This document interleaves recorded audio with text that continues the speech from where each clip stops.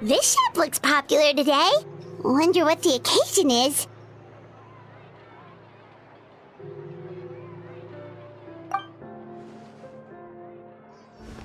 Butterfly Dew Cosmetics now on sale. Huh, looks like it. Oh, Sigewinne's here too! Hey there, Sigewinne! Hello there, Traveler and Paimon. I hope you're keeping yourselves fit and healthy. You bet we are! So anyway, what are you doing here, Sigewinne? The Duke insists I take regular vacations in the Court of Fontaine. This one just so happened to coincide with a promotion for a new skincare product, so I came over to take a look. I like to keep up with the latest industry developments when I can, to help me with my magazine articles. Wait, you write? For a magazine? Which one? It's called Beautés en Fleur, and it's run by the Fontaine Beauty Association. I've done lots of articles about skincare for them, using the pen name Maritime Flower. Oh, wow! You're a Maritime Flower? If Paimon's not mistaken, you're one of the leading figures in the Fontaine Beauty Association!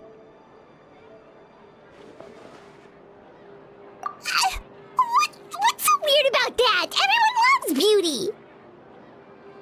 I really like this role. The staff at cosmetics shops are always so polite, and as long as I wear a big smile on my face, I always get the best customer service. Well, they sure don't want to make an enemy of the Maritime Flower.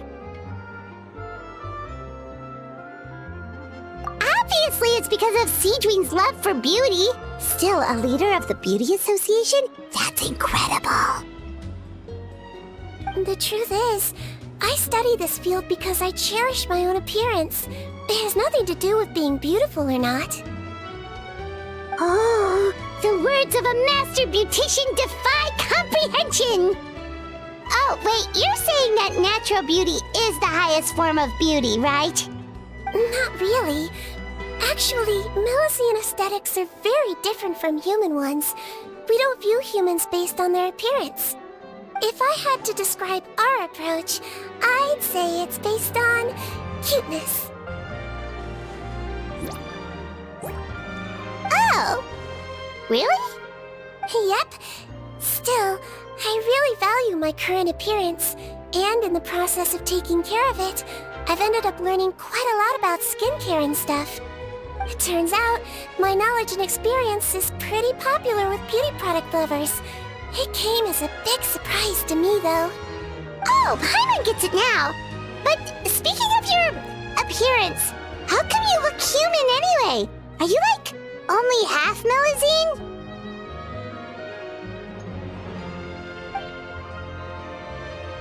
Ooh, wait, sorry. That was probably really offensive, wasn't it? No, I don't mind. I'm not mixed, though. I made a decision to turn myself into this form a very long time ago. If you're interested, I could tell you the story. A shape-shifting story? Oh, heck yeah, of course we're interested!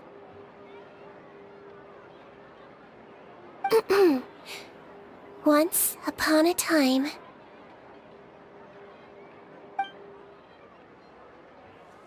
Long ago, humans rejected Melusines, and Melusines feared humans. There was one Melusine who became fascinated with human medicine, but no human wanted her help. And there was one girl who liked Melusines, so no humans would make friends with her. So, the Melusine became the girl's friend, and the girl became the Melusine's patient. You're checkup's all done. You're still in perfect health. Thank you, Dr. Melusine. In this game of doctor and patient, a friendship was born. Then, one day, the girl fell ill. The Melusine was the only doctor to arrive on time, but the adults sent her away. Scram! Melusines can't be trusted! So just because I'm not human, I can't save my best friend? In desperation, the Melusine approached the frightening witch. She begged and begged until she got a reply. If you take this potion, concocted of sin, you will gain a human face and grow human limbs. But then, you will lose everything that attracted this friend of yours to you in the first place. Can you accept that? The Melusine did not hesitate for very long.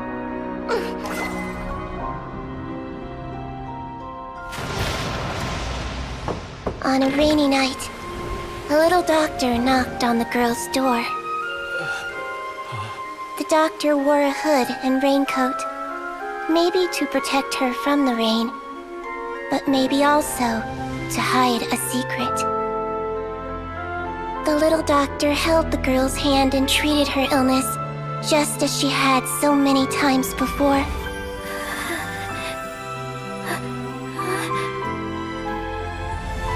Dawn came, and the little girl's condition improved. But the little doctor was long gone, for she knew her friend would never recognize her again. And so, since then, I've lived my life in human form. Most people who know me just think I was born this way. Ooh. A witch? A potion? Why does this sound like a fairy tale? Trust me, it's a true story. Must be the way you told it then. It just sounds so... yeah. Not every Melusine would take human form to save their human friend. That must have been a huge decision. Treating patients is a doctor's duty. We must always find a way, even when the going gets tough. Ugh.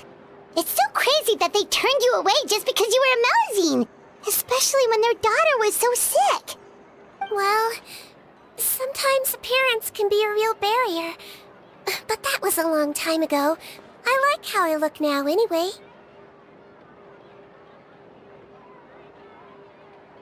Paimon too! You're super cute this way. Attention customers! Thank you all for waiting. Now, on behalf of our skincare partner, I'm delighted to announce that our exciting new product is now officially on sale. Well, there we go. Let's have a look, shall we? Oh, Paimon, if you want to buy any skincare products, I'll be happy to give you some suggestions. Really? Personal advice right from a leader of the Fontaine Beauty Association? What an honor! Allow me to introduce our newest skin lotion, Butterfly Dew. I'm sure many of you have already read about this product's trials in the newspapers. To say that it improves skin quality is an understatement. This product gets its name from the way it transforms your skin and makes it glow anew, like a butterfly emerging from its chrysalis and spreading its wings for the first time. We are thrilled to have the inventor of this fantastic product with us here today.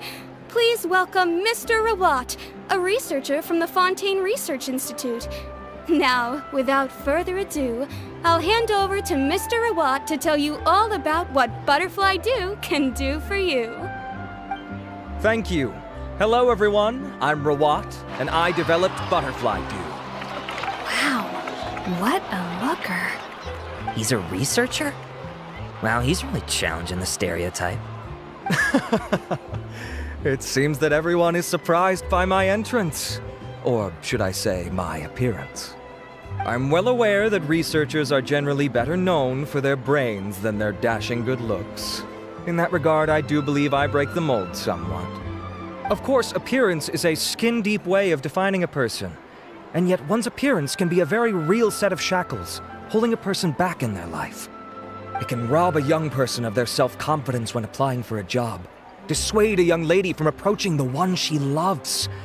Our actions are at the mercy of our appearance, and we slowly become the very person that the outside world sees us as. But what if I told you that those shackles can be broken? If our appearance prevents us from changing, then let us first change our appearance itself. Wash away moles, birthmarks, and wrinkles, and they can no longer rob us of our confidence. Replace them with luster and radiance, and we shall never again hang our heads in shame. That is why Butterfly Dew exists. Its mission is to allow us to shed our pupae, undergo a complete metamorphosis, and embrace a new life. Well, whether it actually works or not, after that speech, Paimon's already sold! Mr. Rawat, could I ask if you've used this product yourself? Of course, I tried it many times while I was testing it. You can consider me a product ambassador. Wow, then it's sure to work! Still, I don't expect to convince you just by blowing my own trumpet. So, could I get a volunteer from the audience to try it out? Oh, Paimon volunteers!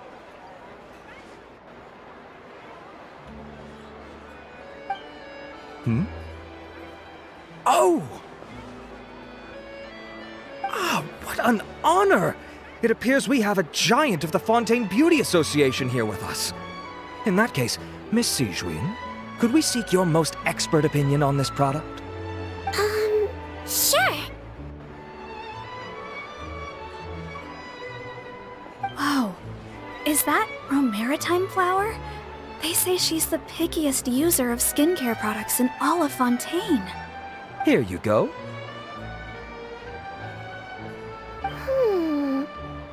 Well, it's very kind to the skin, and the absorption rate is high. Even for Fontaine, this is a first-rate product. Wow, now that's high praise! I'll take one! Any discounts? All right. Well, all that remains for me to say is, Butterfly Dew is now on sale!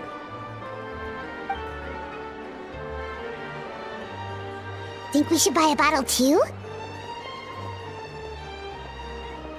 Ha! Of course you bring up Mora! Fine, Paimon will pay out of her own pocket, and even share it with you. There, does that sound fair? And if you're worried about whether it's the right product for you, well, luckily for us, Sigewinne's here, so we can get an expert consultation.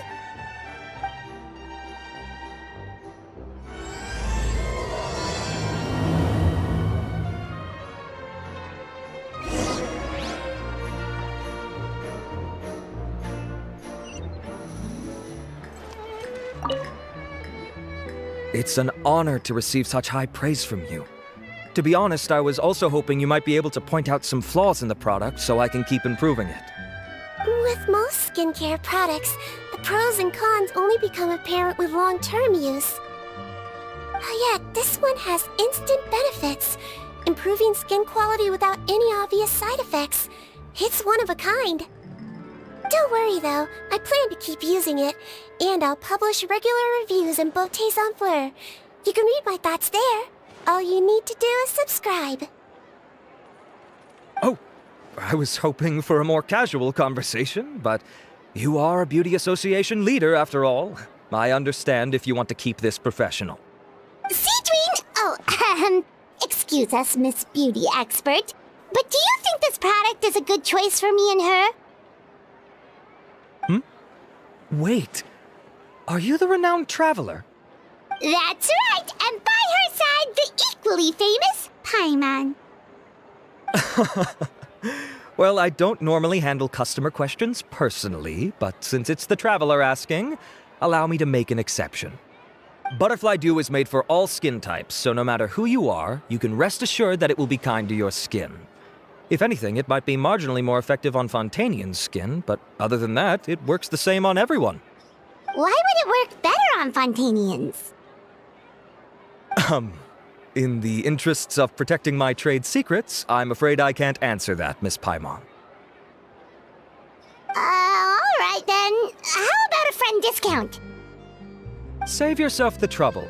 I'd be greatly honored to have both of you use my product. Here, take 2 bottles for free. Yay! Paimon's private fund survives! I can see why you might think that, but please don't misunderstand. This gift is simply a token of my esteem. There's no business motivation behind it. To me, finding new customers for Butterfly Dew is about meeting kindred spirits, fellow admirers of physical beauty. I consider it a labor of love. Admirers of physical beauty? Eesh, that's embarrassing to say out loud. It sounds so shallow. It's nothing to be ashamed of, Miss Paimon. Most people claim to desire inner virtue, but it's still physical appearance that turns their heads. This is a fact of life. It's only natural for people to desire to become beautiful. And that's exactly what inspired me to choose this research direction in the first place. You're right. Everyone loves beauty, don't they? Look at the time. My apologies, but I have other things to attend to. I'll leave you with these 2 bottles of Butterfly Dew, and I look forward to seeing you again.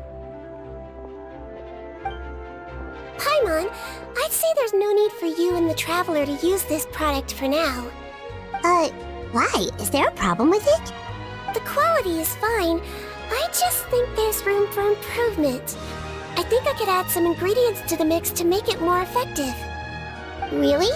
Then why didn't you tell Rawat about that? Researchers are a very special breed of human. You can point out their flaws to their face and they won't mind very much. But if you tell them that someone else could do a better job, now that'll make them really upset. If I'd mentioned it, he probably wouldn't have given you those 2 bottles for free. Fair enough, that makes sense. If you're interested in the more effective version, I can write up a list of ingredients for you. Just come get me once you've gathered them. When you say more effective, you mean it'll make Paimon? As for me, it's probably time I got back to the Fortress of Maripede. I mustn't leave the infirmary unattended for too long. Alright, see you there then!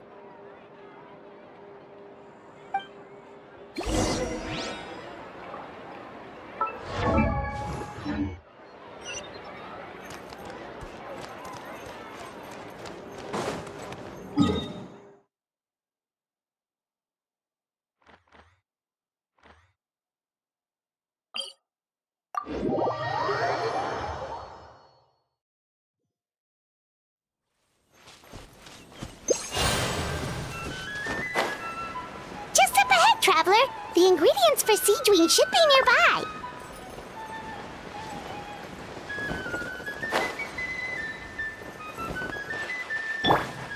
I see everything. Positions.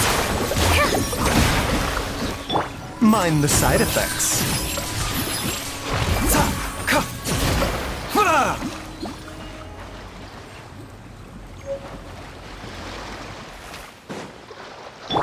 Strike a pose!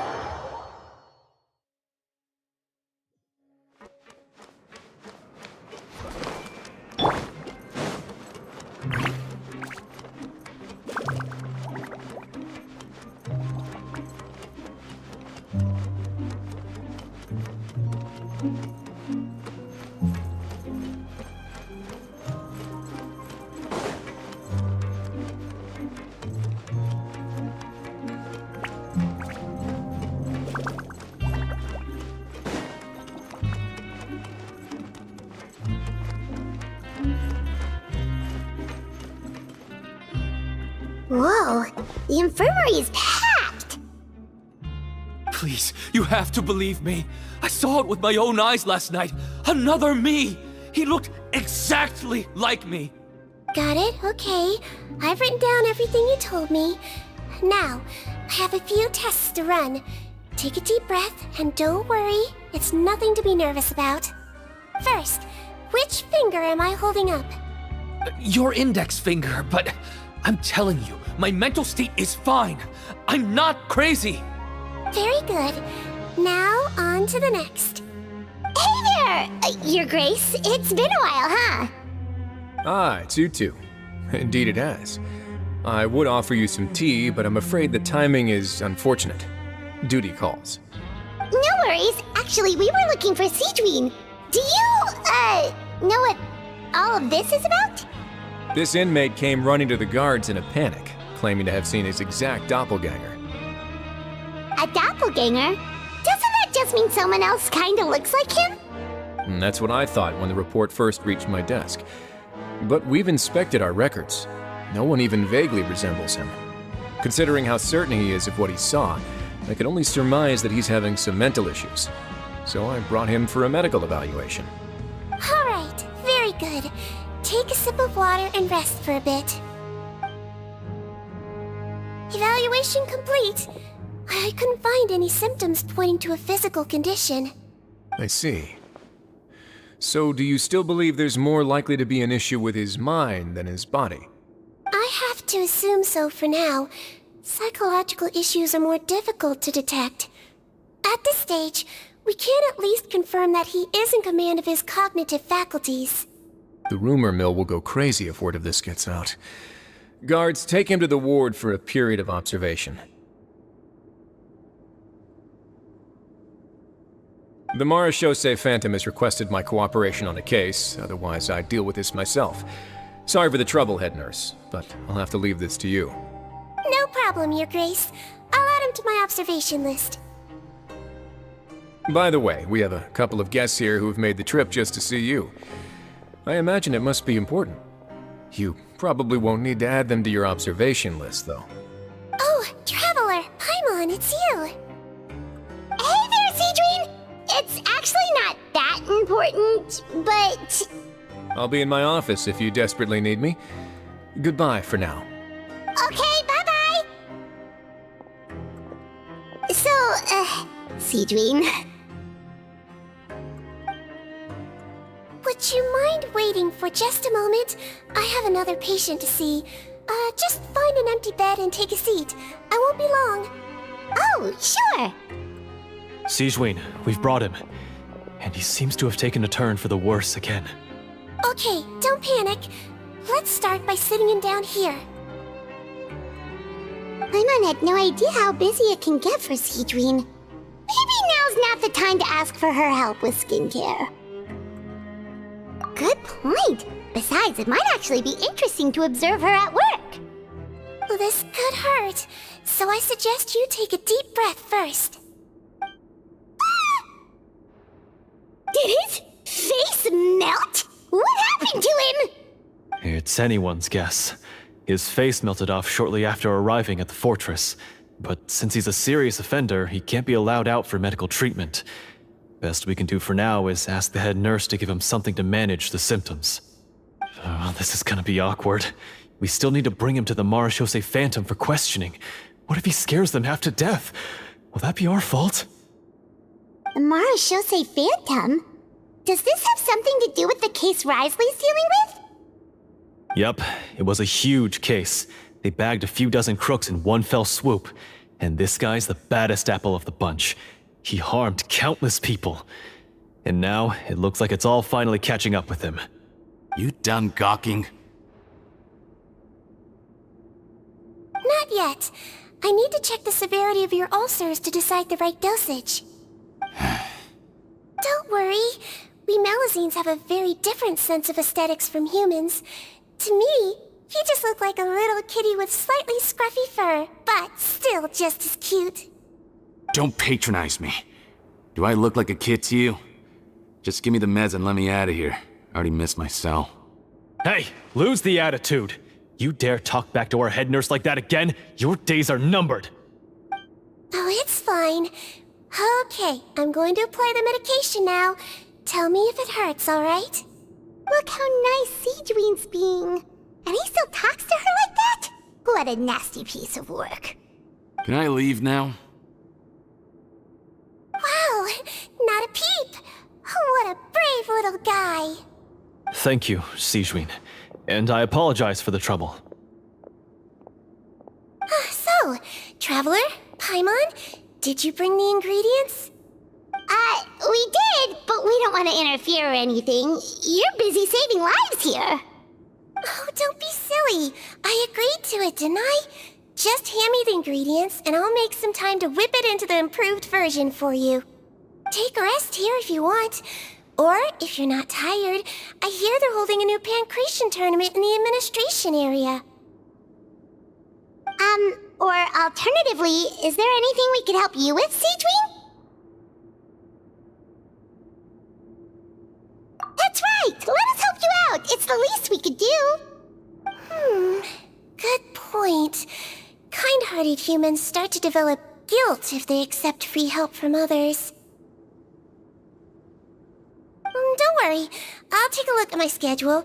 I'm sure I can find something to treat this condition. I gotta warn you, though, it'll be tiring work. So I suggest you take a break first, then come back and see me when you're ready.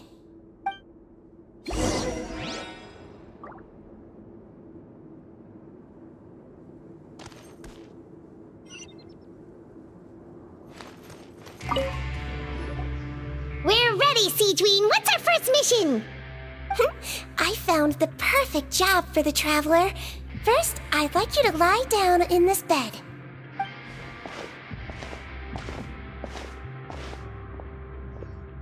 What for? I need you to pretend to be sick. What? Oh, is it that difficult? I thought you did a pretty good job last time.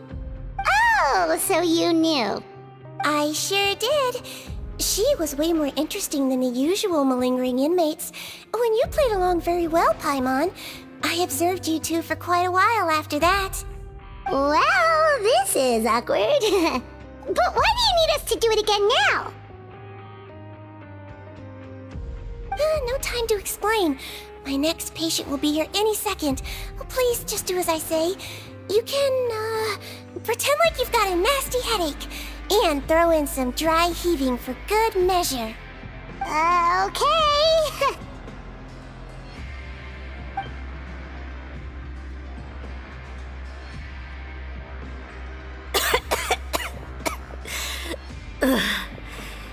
Hey, Doc, it's me. I'm only here because my mom won't stop pestering me about it. So annoying. Well, your mother has enough on her plate with a busy job. Well, the last thing she needs is to worry about you being sick as well. I know! I shouldn't treat the place like a playground. Shouldn't go swimming in the lower levels where we join up with the sea, because it'll give me a cold and distract her from her work. I thought I'd be able to have some fun here at the fortress for a few days, but it's always, don't do this and don't do that. All right, sit yourself down and I'll take your temperature. Your fever still hasn't gone down. Well, here's your medicine. 1 cup for starters, and we'll see if it helps. But Doc, it's so bitter. Do I really have to drink it? I mean, I'll be fine, right? I've got an uncle who caught a cold. His fever went away on its own after a couple days. Can't you just write me a note saying I'm on the mend? I just need something to keep my mom off my case. I sure can. You're a very brave boy after all. Huh? Brave? What makes you say that? Well, if you want to rely on your own immune system to clear up your fever, then you'll have to tough it out like this young lady.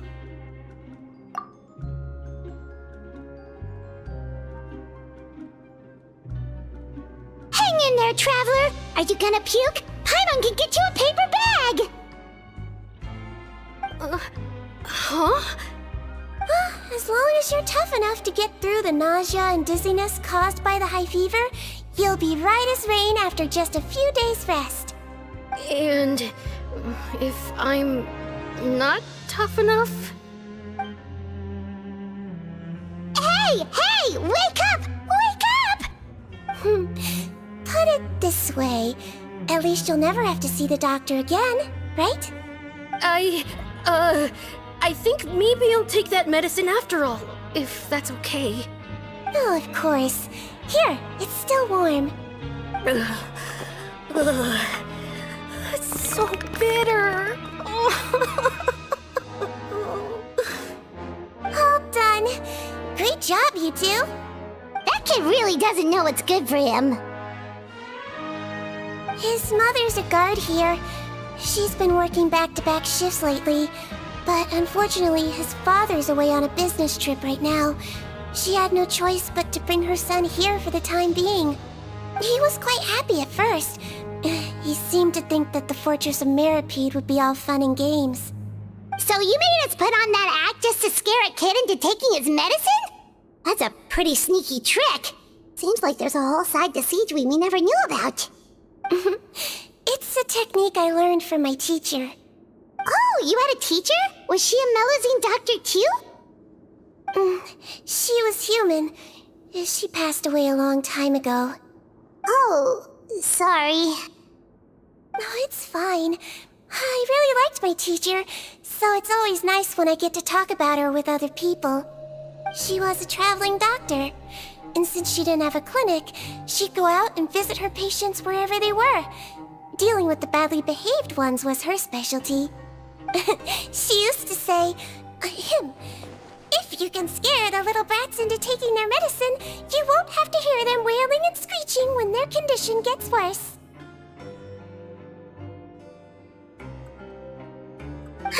She sounds like a pretty strict teacher. Strict? Well, that's not how my teacher saw it. She thought of herself as terrifying to kids. Strange way for a doctor to describe themselves. Now Paimon's curious to know what she looked like. As it happens, I actually have a picture of her. Oh, wow, yeah, okay, that'll terrify the kids. Yep. All the children she treated thought she was a witch. Why does it almost sound like you're envious of her? Oh, because I am.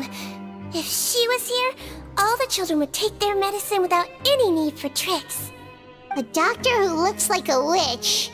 True, they wouldn't dare try anything funny with her around. Oh, me, on the other hand, it's hopeless. Children aren't afraid of me at all. That's actually a good thing, you know? Oh, my next patient should be arriving now. Would you mind lending me a hand again? Sure thing! On to the next mission!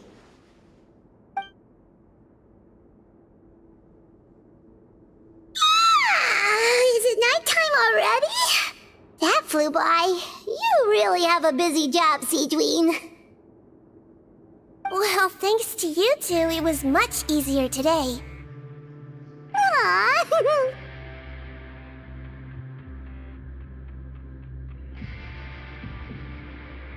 Should we get some rest? It's getting pretty late. Oh, there is one last thing. I have to keep it confidential, so I usually leave it till after everyone's clocked out. Confidential? Are you sure you can tell us? It's fine.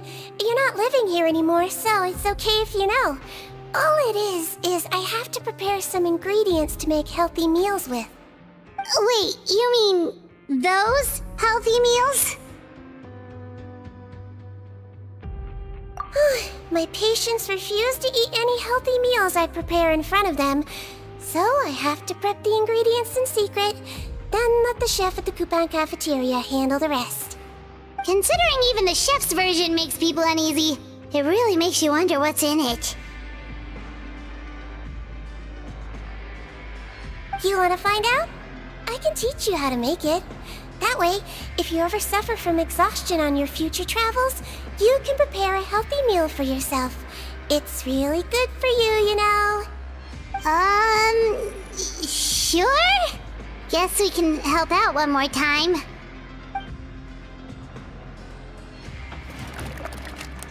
The ingredients are ready. Now, put them on the table and add them in the order I tell you. First, we add this special slime condensate, stir it thoroughly, then pour it in.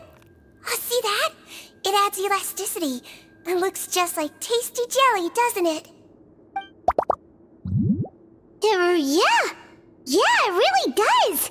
Until you remember it's slime condensate. Next up, xenochromatic crystals. You want to crush them up into a fine powder, like powdered sugar. Wait, are those from Fontimer Aberrants? Are you sure they're edible? Finally, we'll need some high-protein meat. Frogs are an excellent choice. You just need to clean their innards, and then you're left with some lovely, tender meat. Oh!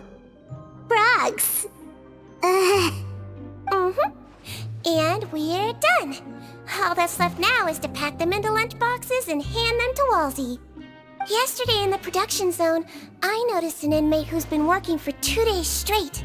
That means it's a healthy meal for him tomorrow. Sigewinne really does have the inmate's best interests at heart.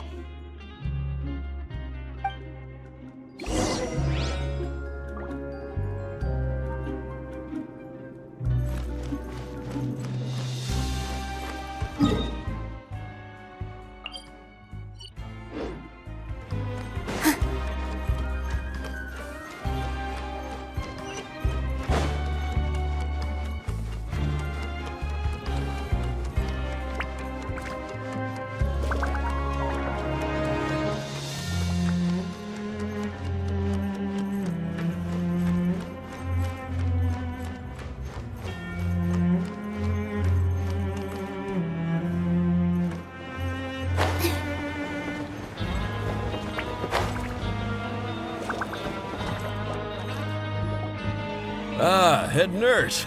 Got some extras for me? Just the one today. The serial number's on the lid. Sounds good. I'll make sure it gets delivered. Sounds like they're talking in code. Thanks for your help. Oh, it's no trouble at all. I only wish I could do more. You work so hard for all our sakes. I'd happily lose a little sleep if it meant helping you out. That won't do. If you reduce your sleeping hours any further, your health will start to suffer. All right. Nurse's orders. I'll do as I'm told. But you take care of yourself too.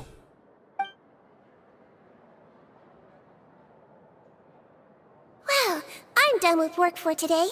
Thanks for helping out, you two. Seems like the guards and staff here have a lot of respect for you, Sigewinne. In just one day of helping you with your work, it feels like we've done a lot for the fortress. Head nurse, please, wait. I'm sorry to disturb you this late at night, but I think you'll agree, this is urgent. Okay, just relax and catch your breath. What's the matter? The guard at the observation ward, Odilon, he told me to pass on a message to you. One of the inmates there, the guy suffering from possible hallucinations, well, he seems to have made a sudden recovery, and now he wants to apply for permission to leave the ward. Huh? Already? You were right to tell me. I'll have to examine him and make sure he's well before we discharge him. Looks like we've got one job as medical assistants left. We'll come with you.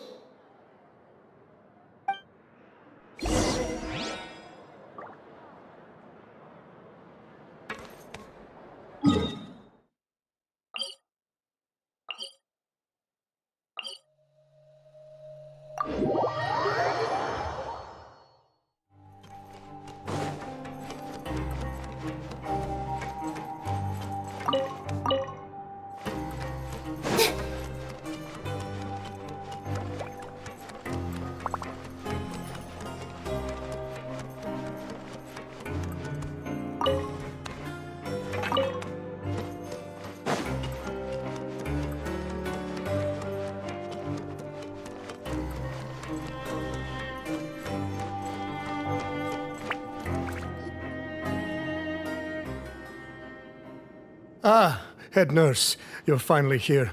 I'm so sorry for all the trouble I've caused you, but I believe I've now made a full recovery. After giving it some thought, I'm sure that I was probably just seeing things. Stress-related, I imagine. I'd been working long hours, so I definitely wasn't in the best state of mind. I totally understand. Still, I have to give you an examination before I can discharge you, okay? So, take a deep breath and don't be nervous. It'll be the exact same procedure as we did this morning. We can start whenever you're ready. Again, so sorry. I was in such a state this morning, I barely recall anything. Would you mind taking me through it again? Oh, not at all. It's a lot to remember. First up, we have a little cognitive test. Just concentrate and you'll be fine. To start with, which finger am I holding up? Your pinky.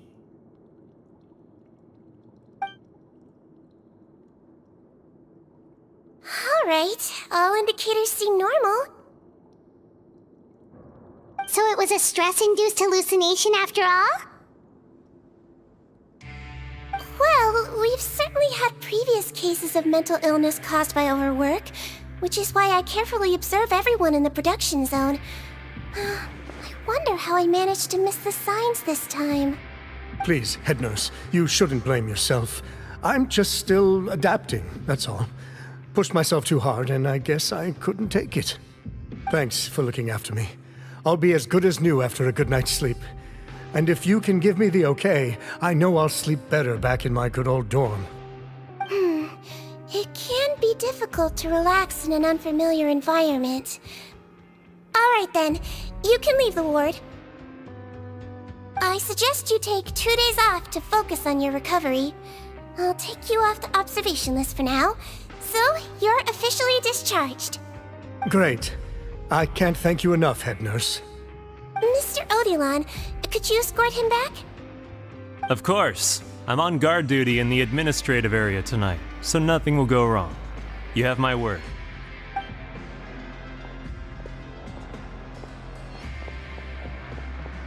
Guess you're finally done for the day now, huh?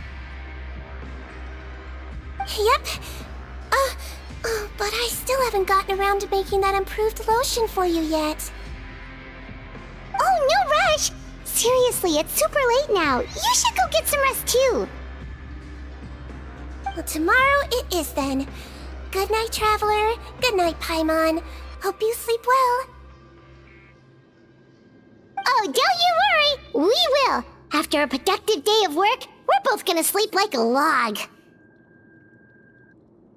Yeah, sleep tight, Sigewinne. See you tomorrow!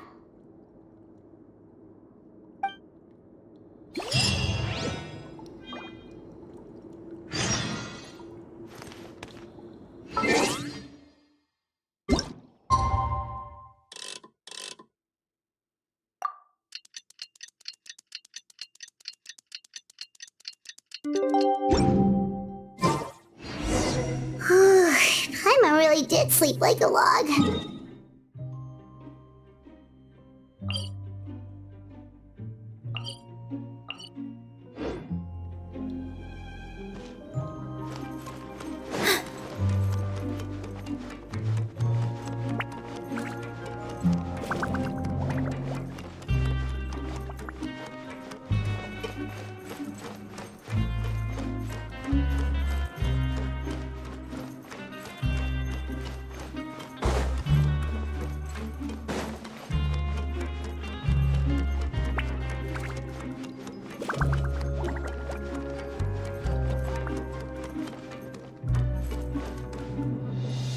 Whoa!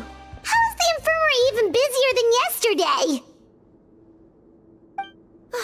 Good morning, Traveler and Paimon.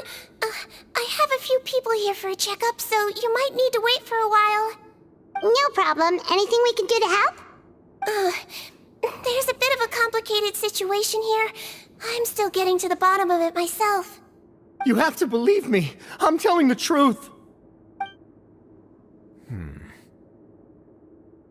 You're in a medical facility. Keep it down. Please, listen to me. I'm not Gascon. I'm Uy. You're a horrible liar, you know that? We get all your mugshots with the arrest warrants. It's clear as day that you're Gascon. You mean because of the way I look? I don't know what happened. I just woke up like this. Then you guys dragged me in here for an interrogation. I brought you here to figure out what's going on. If you truly are the victim of an injustice, yelling isn't going to achieve anything. At most, it'll delay your vindication. All right. I get it. This is nuts. Yesterday's interrogations went fine, and now this. Morning, Your Grace. What's going on? Remember the case I mentioned yesterday? The one brought to me by the Marechaussee Phantom? Well, we've been questioning the inmates involved this morning. Every single one of them is claiming mistaken identity. Huh. That's even weirder than what that guy was saying yesterday. The thing is, none of them have been able to provide any evidence whatsoever to support their claims. Questioning them further got us nowhere, so for now, we've brought them to the infirmary. And we thought yesterday was as busy as it got for Sigewinne. We've compiled their statements. Have a look. Perhaps there's something we missed.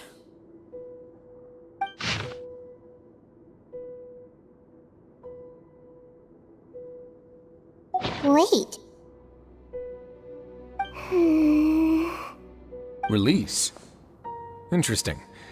The inmates they spoke of in their statements appear to all be due for release today.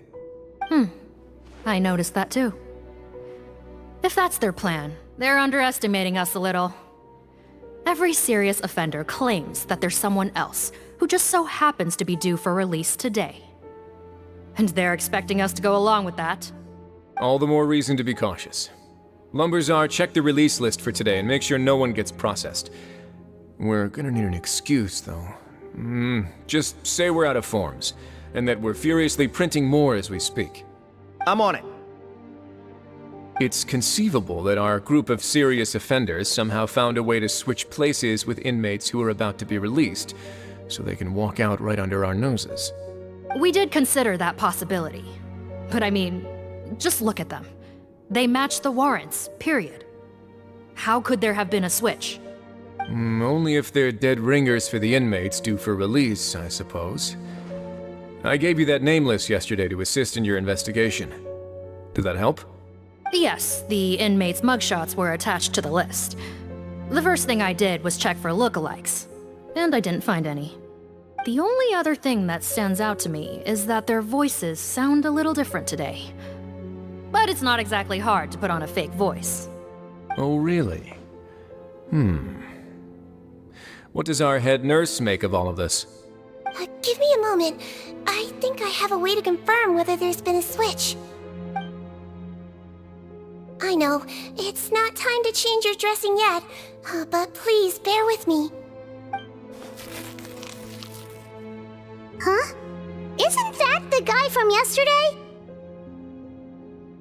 This should be Honore. He has very severe facial ulcers, which require an operation in the hospital at the Court of Fontaine. I authorized him to leave the fortress for medical treatment under guarded escort. Yes, like I told you. I'm not Putton. I'm Honore. So there has been a swap. Well, I can see what happened in Potton's case, but how do you explain the other inmates? You're not telling me their souls switched bodies, are you? No, I believe it was their faces that got switched. The method is a bit like replacing a tooth. Take the bad tooth out, put a false one in. And actually, I think I can prove it to you. Traveler, Paimon, do you remember Eric from the other day? Yeah, sure do. Then you can be my witnesses. To start with, please fetch the inmate who claims to be Eric.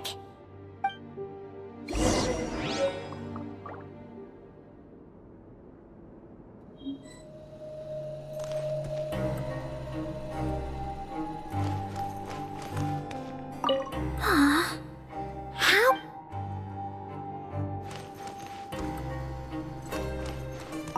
Looks like our head nurse is relying on you for this one. Thanks in...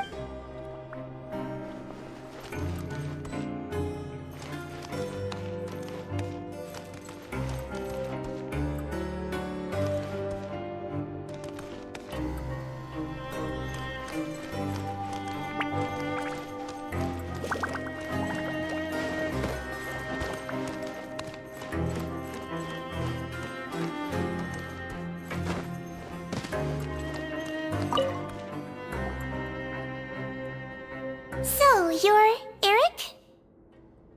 Yes, head nurse, it's me. You do believe me, right? I need to do another examination on you.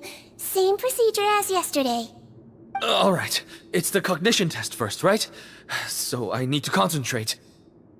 Now, try to recall if you can. The last time we did this test, which finger did I hold up? I believe it was your index finger. But that means... Huh? So basically, last night the Eric who said he saw another him suddenly recovered and applied to leave the observation ward. Sigewinne did another test before letting him leave, but that time she held up her pinky finger. Huh? I don't know about any tests last night. There was nothing to do in the observation ward, so I went straight to bed. Then I somehow woke up in a high-security cell. Well, in that case, there is a reasonable explanation for the strange events of the past 2 days. So, what exactly happened? The gang of serious offenders wanted to break out of prison, so they identified a group of scapegoats, namely inmates whose terms were almost up, and planned to switch appearances with them. Last night, when Odilon was on duty, they ambushed him and had one of their group switch appearances with him using their face-swapping method. That allowed them to avoid scrutiny from the other guards. Then, once all the other inmates were asleep, Odilon spent his night shift carrying out the remainder of their switcheroo plan. However, they made one mistake. Henri changed his appearance to match Eric's earlier than he should have done, and ended up being spotted by the real Eric. Real Eric came to the guards for help, but we didn't know then what we know now, so we put it down to hallucination and sent him to the observation ward. However, since one of the gang members was posing as a guard, they simply changed real Eric's appearance and had their Eric take his place, muddying the waters even further. Right, because I put Eric on the observation list by then, and no inmates on that list can be processed for departure until I've discharged them. Hence why the imposters had to pull that little stunt to get fake Eric off the list. Yeah, it all makes sense now! The Duke cracked the case! Well, I can't fault the reasoning. But I'm afraid that we ruled out the possibility of face switching very early on in this process. Criminals altering their facial appearance to commit crimes is nothing new. In fact, one of the explicit duties of the Melazines in the Marechaussee Phantom is to identify criminals in disguise. We carefully examined all the suspects, and there is no evidence that any means of disguise were used in this case. Huh. Well then, how do we explain all this? So far, it seems more likely that the gang stole documentation belonging to the inmates due for release, and are using that to commit identity fraud. Actually, there is a potion that can completely change someone's appearance. If they use that, even a Melazine wouldn't be able to detect it. A shape-shifting potion? Forgive me, head nurse, but this is the first time I'm hearing about it.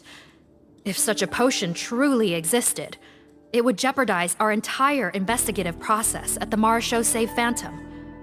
Are you certain of this? Yes, I am. But...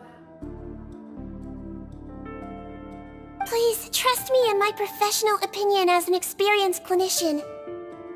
At the same time, without any solid evidence, it's pure speculation. If we can round up all the inmates suspected of switching places, then have a little talk with both sides, we might just get our answer. Yep, let's do that. Okay. Well, it was our negligence that meant we had to come and conduct these post-internment interrogations. And I know it's put you out. We'll do it your way. Your Grace, bad news.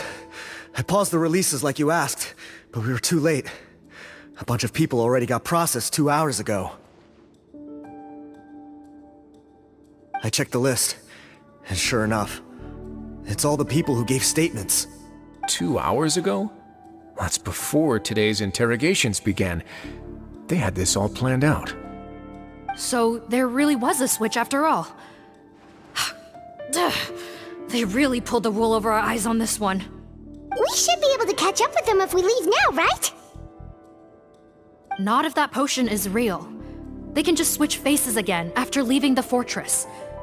And if the Maréchaussé's Melusines can't even spot them, we wouldn't know where to start searching. Yikes! So we're at a complete dead end!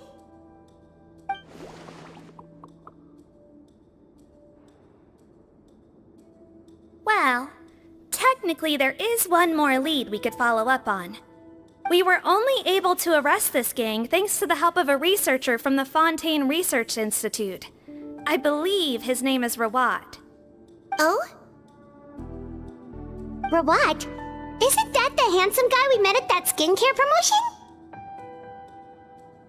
Handsome? Maybe from a human point of view. I just remember that he specialized in potions. One of the crimes this gang is charged with is the manufacture and sale of illicit drugs. According to Mr. Rawat, they appear to have stolen technology he developed through his research and used it in their operation. At first, he thought it was a typical case of intellectual property infringement, and he tried to negotiate with them. But once he discovered their criminal operation, he reported them to the authorities. Thanks to his report, we were able to swoop in and arrest them all in one go. What a hero! Bet that took courage on his part. No doubt. This is worth following up on. As the one who snitched on them, it's highly likely that Rawat will be targeted by the escapees. That aside, since he's negotiated with them in person before, there's a chance he'll have some additional information for us. Understood, Your Grace. My team and I will head to the Fontaine Research Institute right away.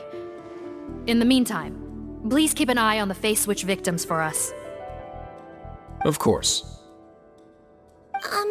Miss Morgan, I'd like to come along and help you catch these criminals. Huh? Why's that? Well, I'm the one who discharged the fake Eric last night, so I feel partly responsible. Don't say that, head nurse. Your focus was on the inmates' health, and rightly so. We can't ask you to help with arresting criminals. That's our duty. I also have a more personal reason. Cotton is a patient of mine, and if I don't get a new batch of medicine to him in time, his condition will get much worse. Look, head nurse, I completely understand where you're coming from. But arresting criminals is dangerous business. And if anything happened to you, none of us can afford to take on that responsibility. Don't worry, I can defend myself just fine. You say that, but still. If I may, Miss Morgan, Sigewinne is the one who raised the potion hypothesis, and I'm sure she has far more expertise on the topic than your team. My suggestion would be to bring her with you. And if you really are worried for her safety, then...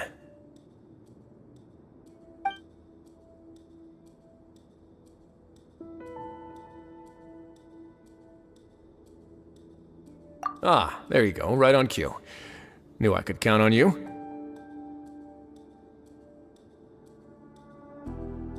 Okay. Well, since this plan has the Duke's blessing, far be it from me to refuse. We should head off immediately. Time is of the essence.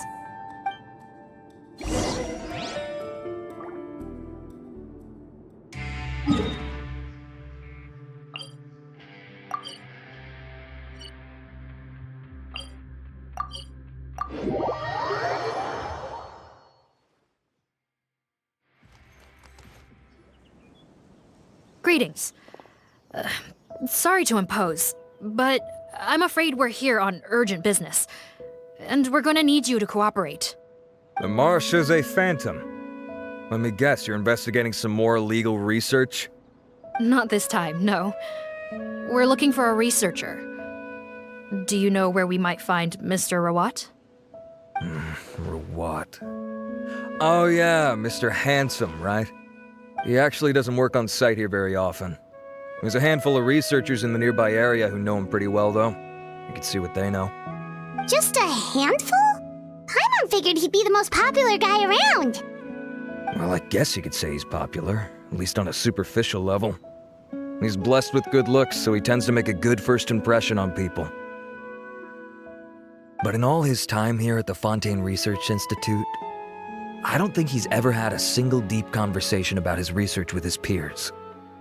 That's no way to make real friends around here.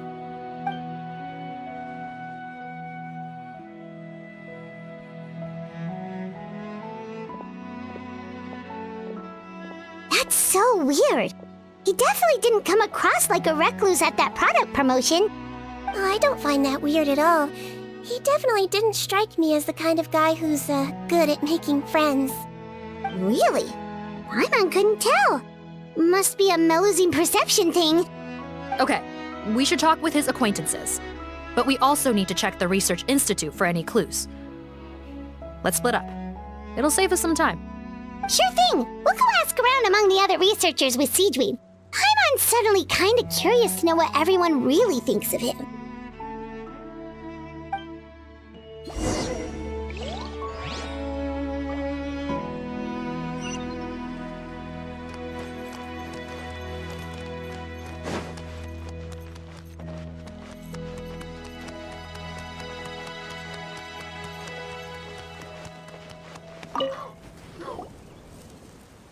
Excuse us, are you Audrey? That's me. What is it? Are you close friends with Rawat? We're trying to find out where he is. Close friends? You mean because I told him I had feelings for him once? I doubt I'm the first or last at the Institute to make that mistake. Why would you single me out as a close friend? I should have known, really. Men like him, they just enjoy being surrounded by fawning women. They're not interested in a serious relationship. Okay. We were just kind of wondering if you might know where we can find him. Why would I know where he's at? I barely know him, and he probably doesn't even remember me. Ugh, this is getting annoying. Shall we go ask someone else?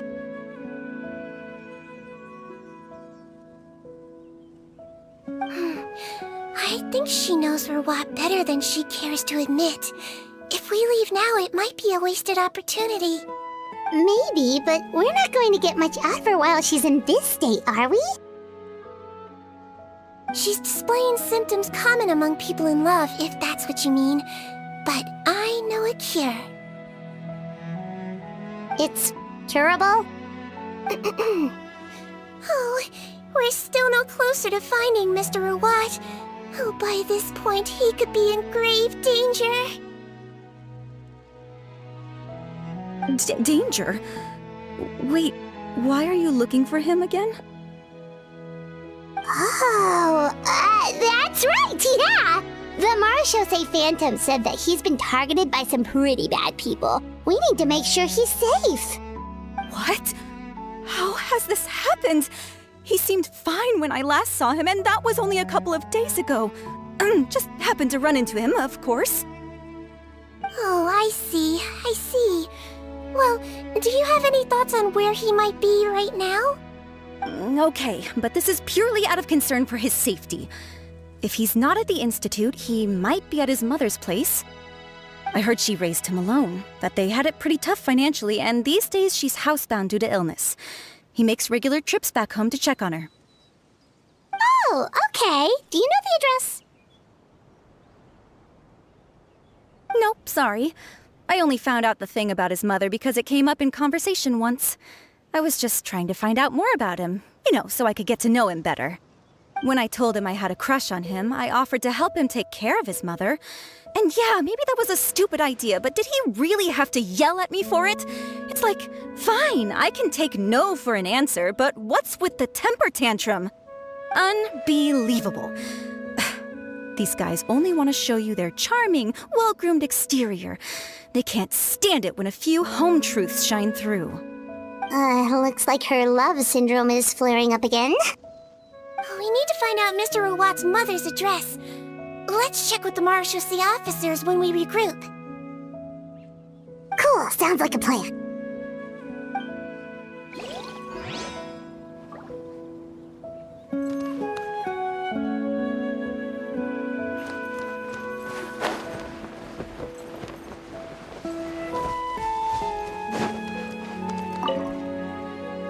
Hey there, are you in Teep? What do you want? We're here to ask about Rawat. Any idea where he might be? We were told you were pretty close with him. Close? Not sure that's the word I'd use. He wouldn't even let me use his patent. Huh? It's been a good few days since I last saw him. I don't know where he's at. Go ask someone else. Would the patent in question happen to be related to the new skincare product he developed? Yeah, kinda. Butterfly dew, or whatever he calls it. I heard he made a tidy sum off of that one.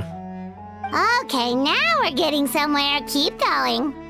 Most of the other researchers here focus on mechanics, energy, stuff like that. I get why he wouldn't be interested in having anything to do with them. But I'm studying coatings. There's a huge overlap in our areas of research. Why would he refuse to work with me? I bought his product once and noticed it contains a unique substance that might have applications in coatings too. If it worked out, I could probably make as much as he's making. Don't get me wrong, I had no intention of plagiarizing his work. I was hoping to get official permission to use his findings in my own research. Followed the proper procedure. It was all above board. I would have had to pay him a license fee and everything. But despite that, he turned me down not once, not twice, but 3 times. It's like he's vehemently opposed to the idea of anyone else making the kind of money he does. Huh, so is Rawat antisocial, or is this guy just jealous?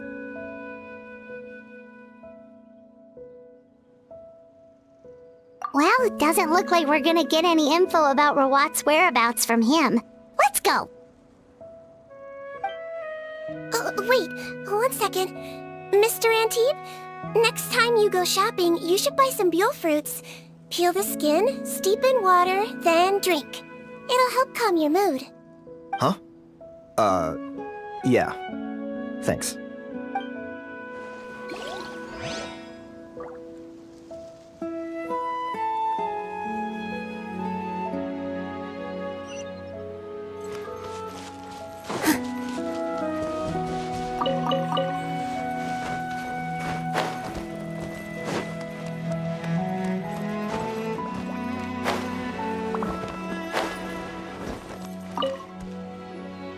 Sorry to bother you, sir, but are you Bertram? Who's asking? Just some concerned citizens helping out the Marechaussee Phantom with an investigation. We'd like to ask you about Rawat's whereabouts, if that's okay. We're told the two of you are pretty close. Not anymore, we're not. Turns out we don't see eye to eye. Oh yeah? What happened? The thing about us researchers is, most of us do what we do for some sort of higher purpose, but not Rawat. All he cared about was how to commercialize his findings. He won't even let you work with him unless you sign a confidentiality agreement first. Also, he has better control over who gets which intellectual property rights. How are you supposed to get any meaningful research done working with a guy like that? Now that I've got my own technical solution for my compressor, I don't need to work with him anymore. So that's what Rawat is really like. We'd still like to know where to find him. Is that something you can help us with? Wait, you're... Yeah, I know you. You're the head nurse at the Fortress of Meripede. Alright, then I'm happy to help you if I can. I respect the work you do. Medicine serves the highest purpose of all the sciences. Wow, turns out Sigewinne's got some real clout. Thing is, I have no real way of knowing where he might be. I stopped working with him 2 months ago, and I've barely seen him since. But if you want my advice, I'd say go talk to the peddlers. There's a few he meets with every other day or so. Maybe they know where he's at. Peddlers? Yeah, back when I was working with him, I noticed he met with them quite often. Wouldn't surprise me if they were involved in some shady business together, because it seemed like they went out of their way to avoid discussing anything in my presence. The little I overheard was about manufacturing and selling pharmaceutical drugs. Like I said, he's all about the money. Drugs? Doesn't he work with skincare products? Do those count as drugs? Who knows? I never cared to find out. He's the Morag rubber, not me. Thank you. You've given us plenty to work with. Welcome. Goodbye, and may we both reach new heights in our scientific endeavors. Well, that's all 3 researchers. Let's head back to the meetup point.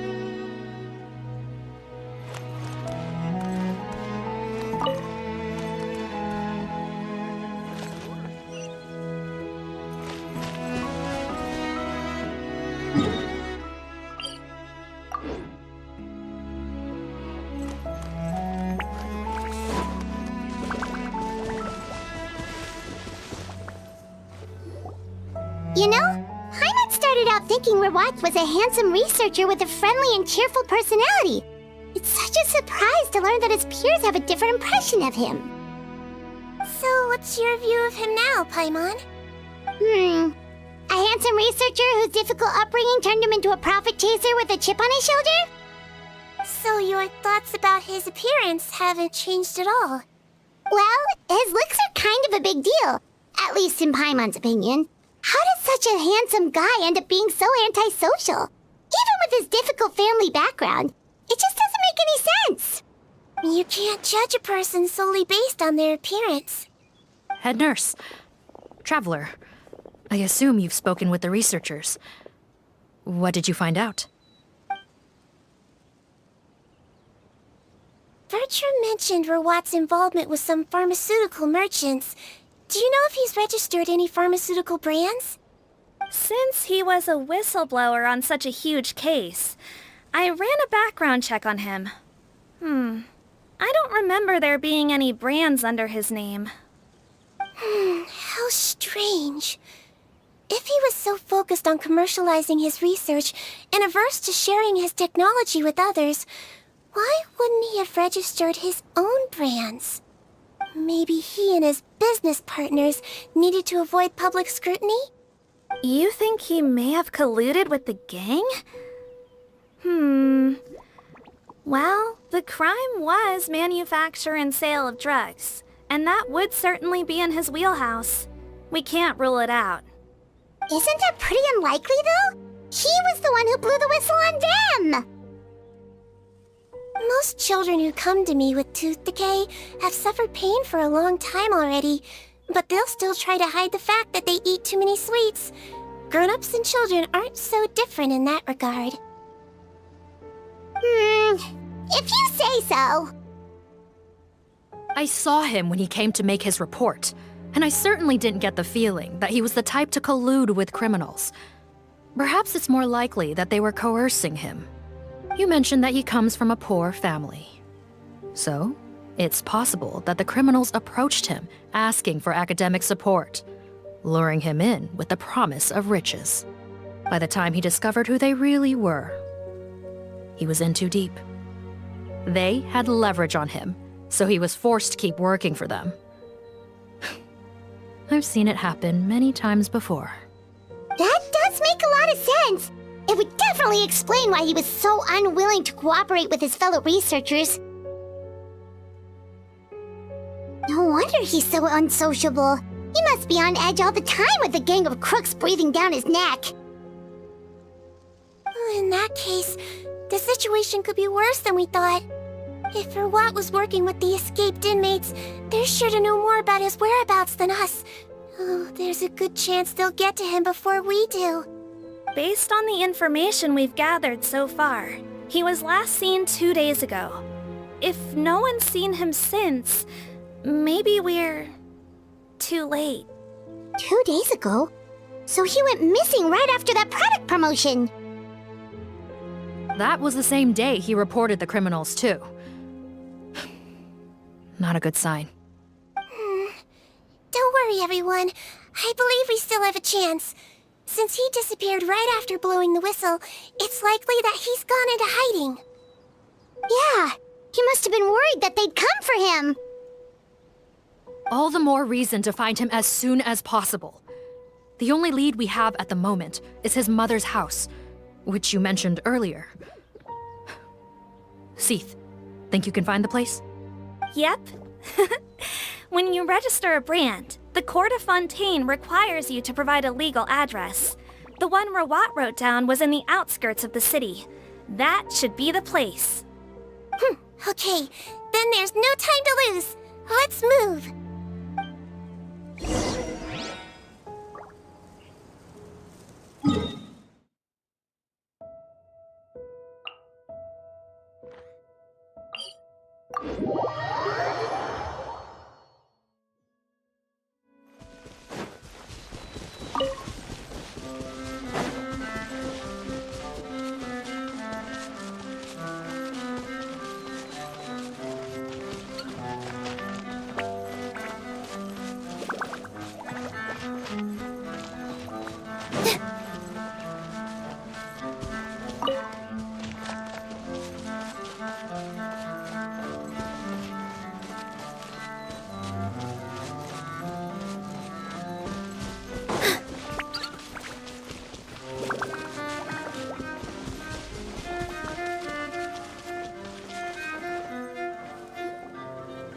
All right, this should be the house.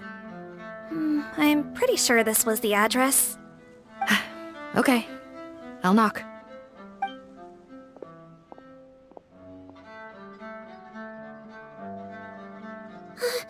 Sounds like whoever's inside has restricted mobility. Oh, it seems serious. Oh, what's the fastest way to get this door open? Break the door down? No, I'll handle it. Let the expert deal with it. There'll be a mountain of paperwork if we damage a citizen's property.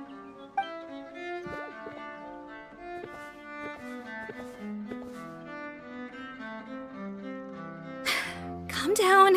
Deep breaths. Remember your training. Control your strength. And... it's open!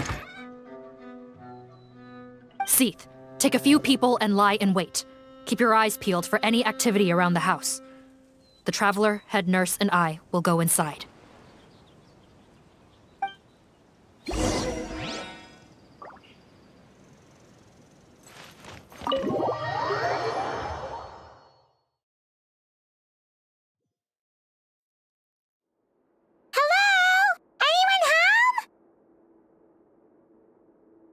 Oh, there. On the bed, there's an old lady. That's gotta be Rawat's mother, right? She doesn't look like she's in any state to be answering our questions, though.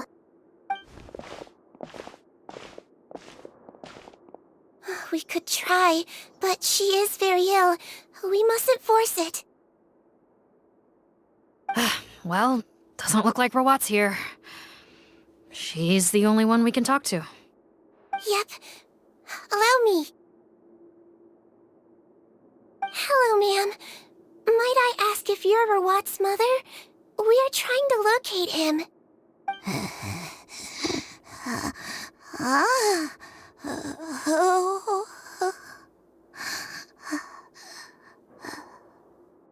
Hard of hearing, perhaps. Does anyone have a picture of Rawat? I have one here. I'd like to show you a photo, ma'am. Is this your son? Do you know where he is?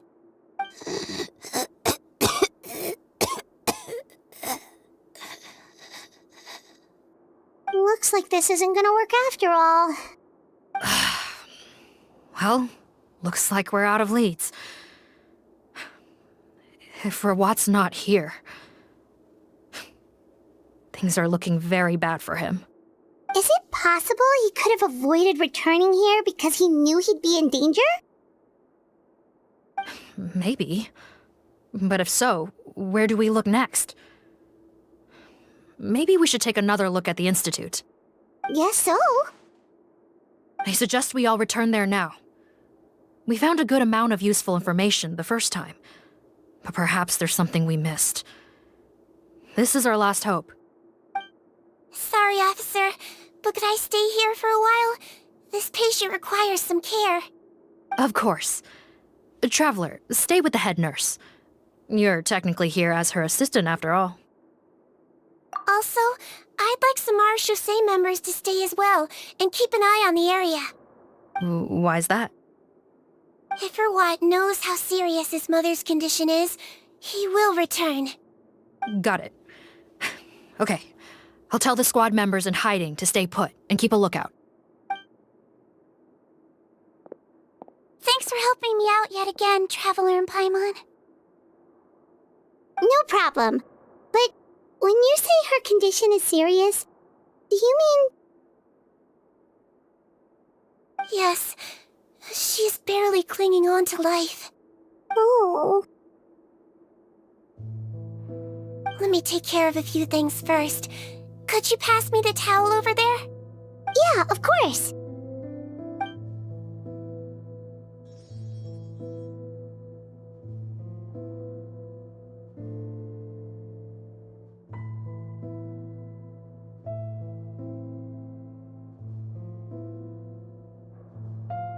I can tell that her family has tried a lot of different treatment methods, including some very expensive medicines.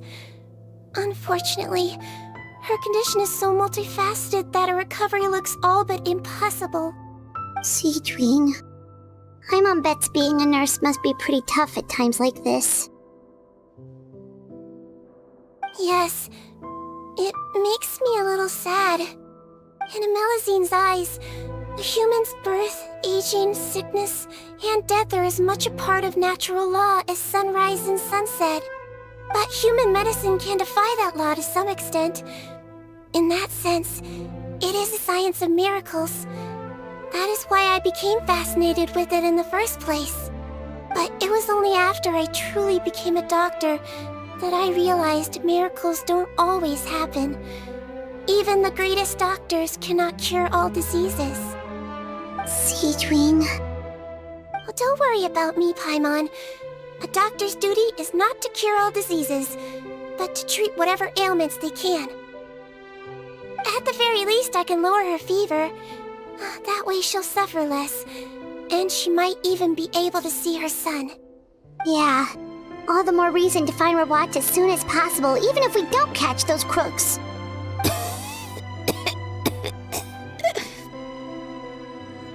Oh, her fever is getting worse. Could I get some hot water? Sure, we're on the case.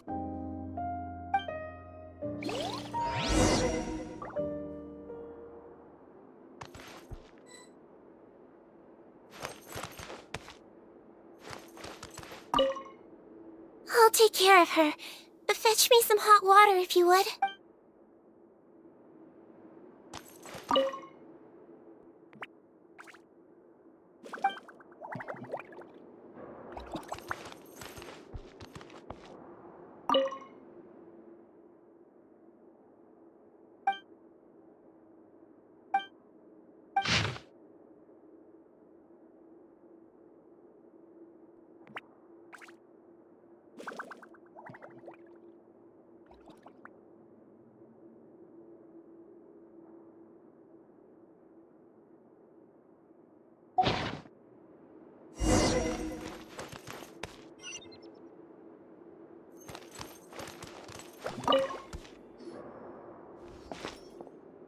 Found the hot water? Sure did. And look what else we found.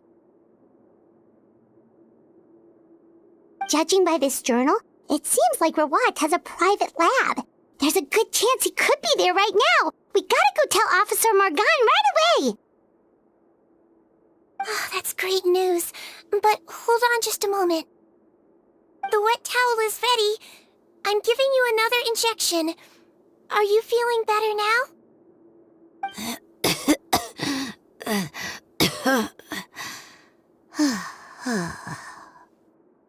It's all right.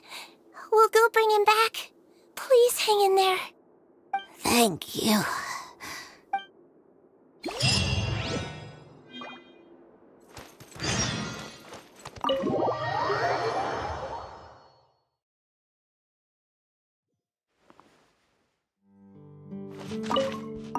No, don't look this way. I'm supposed to be hiding, remember?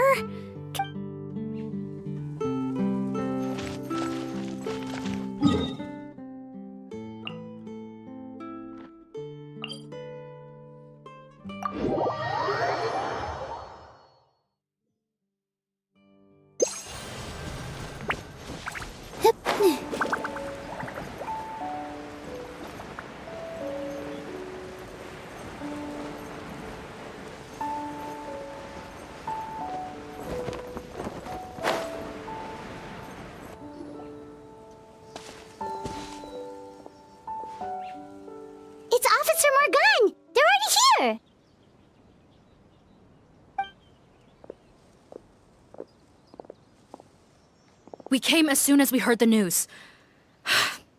I can't believe we were so careless. The most crucial information of all was hiding right there, in that room. And we missed it. Don't blame yourself. Right now, we need to focus on finding a way in. There's a mechanical door over here. Hopefully the instructions in Rawat's journal will help us open it.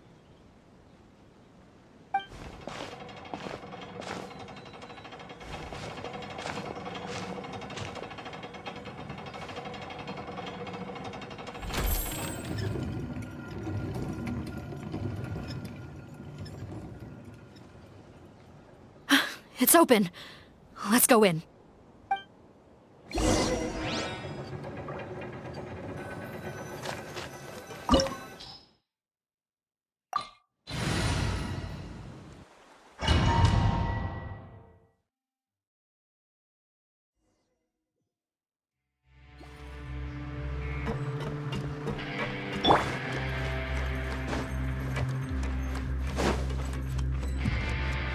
How did they get in here?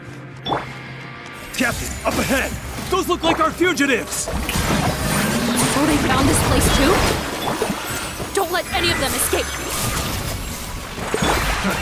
Another test subject. I see everything.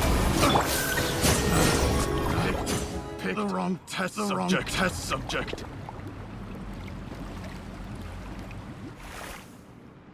Captain, according to our list, many of the fugitives aren't accounted for. There may be others hiding deeper inside the facility. So these guys were just the lookout crew. The Marashose Phantom! How did they find this place? Wait, it's that guard from the fortress. That's right, I'm on your side. The Duke sent me. What's the matter? Some sort of... Mr. Odilon, didn't I tell you a few days ago that you need to stop all field work until you've recovered? Well, you know, gotta help His Grace out. Officer Morgan, this man is an imposter. The real Mr. Odilon has no recent health issues. What? Looks like the head nurse was right about the face-swapping method. Arrest them all!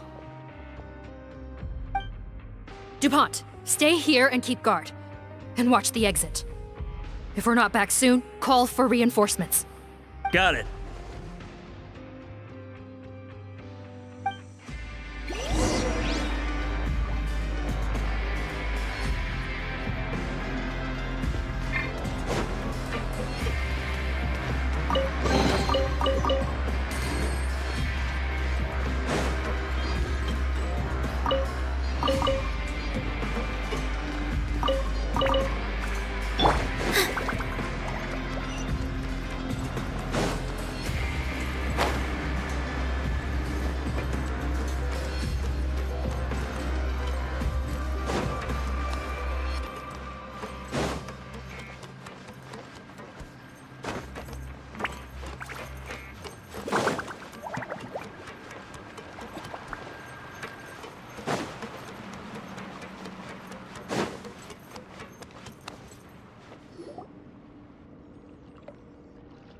So many jars.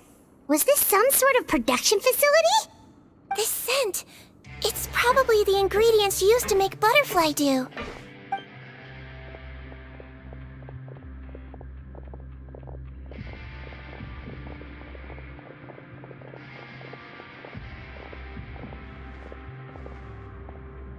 How come they're all empty? Did it sell so well that he ran out of supplies?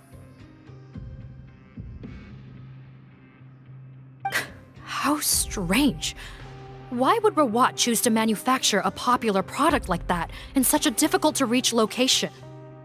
Given our suspicion that he may have been coerced into the illegal drug trade, I would have thought that any production facility we find here would be used for illicit purposes. Perhaps butterfly dew is itself an illegal drug. Do you have any evidence for that claim? No, just a guess. We need to find Rawat as soon as possible. He has all the answers we need. Understood. Well, let's not linger here. Let's go. Come on.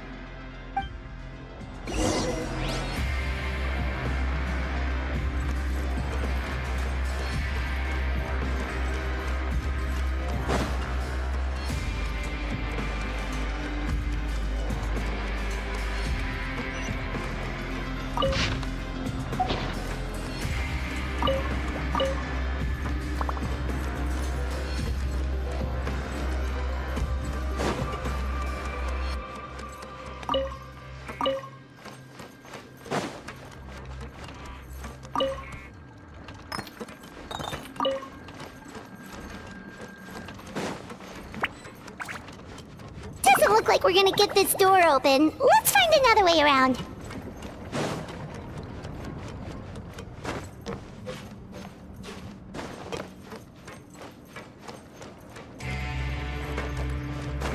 This one's closed too. What's with those carts and tracks? Oh, maybe it's one of those doors that opens when it senses cargo passing through.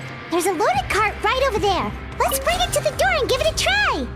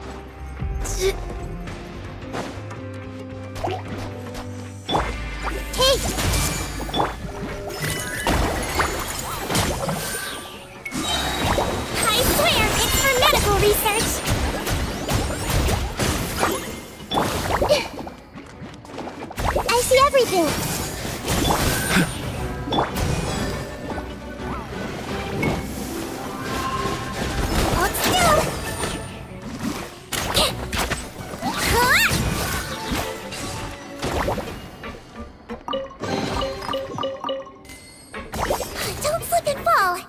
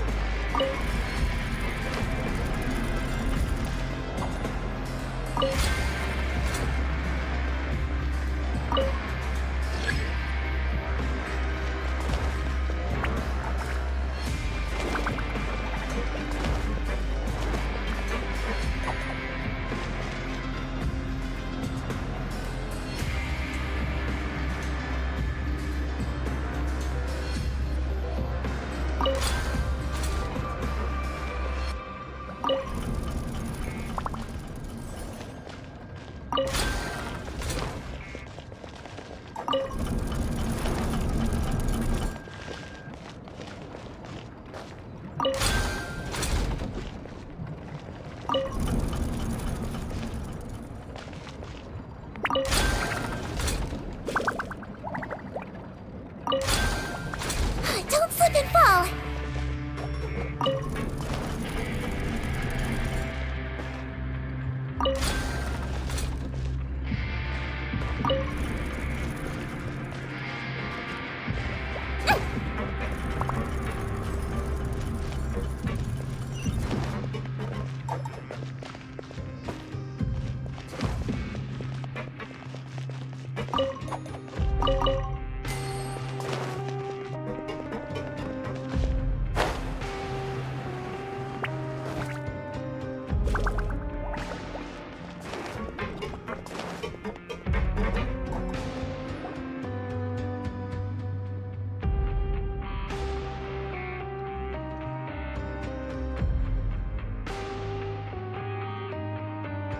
This room's much smaller than the others.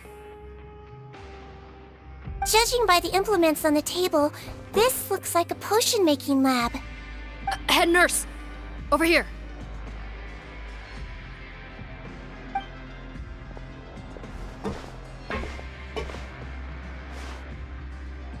Let's see.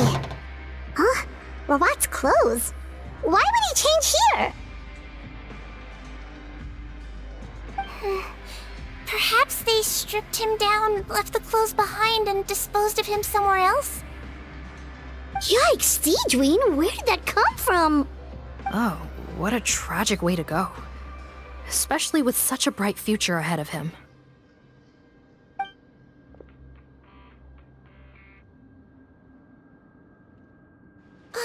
There's a path leading further on, Officer Morgan. Let's keep up the pace.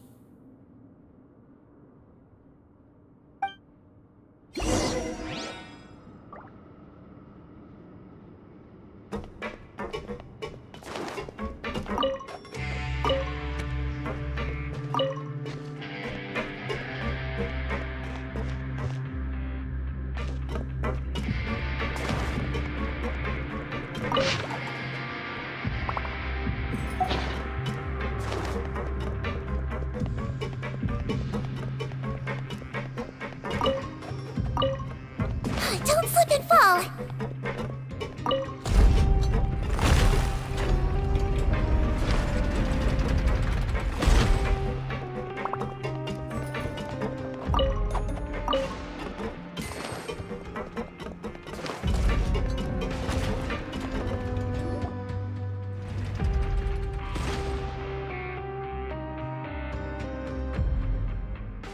Shh! There's a whole bunch of people in there!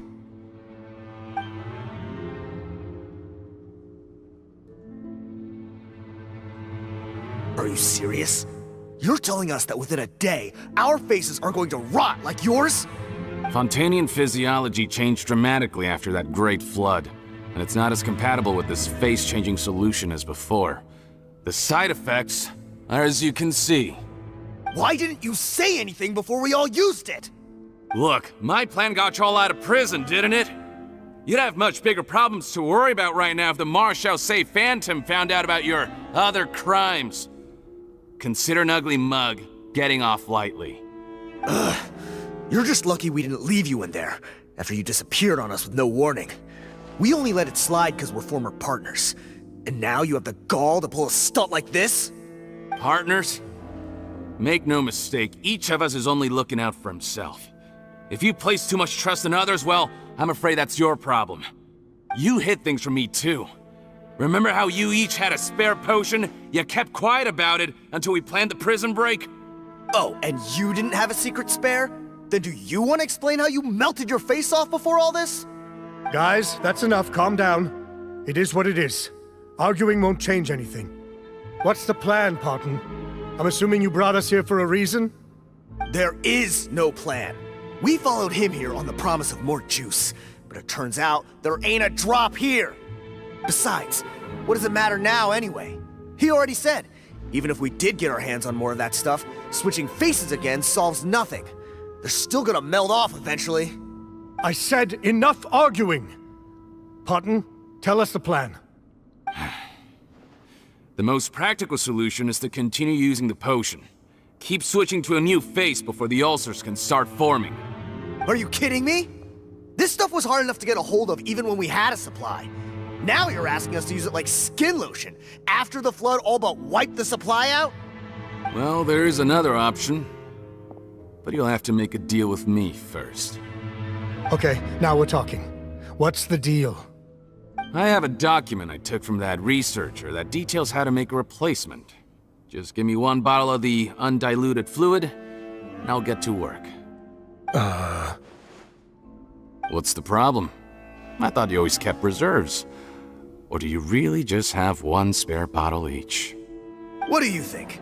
That we were shipping them into the fortress of Meripede by the basket load? Well then, say hello to never showing your marred faces in public again. Ugh, I've heard enough! Get him! Let's see if that document even exists! Freeze! Marshal say Phantom! What? Who let them in? Officer Morgan, before anything else, please find out Rawat's status. What? I don't see him.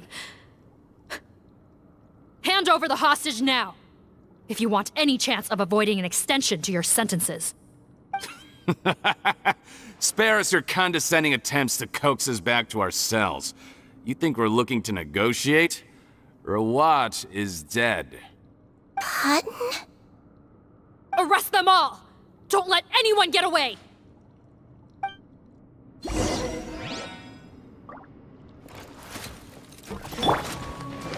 Everyone hold hands! Oh, I'm seeing stars. The Temple of Wisdom! Strike a pose! Time to shine! Remember, health comes first. Another test subject. Hey! Let's see! Don't be nervous! Just relax! Yeah.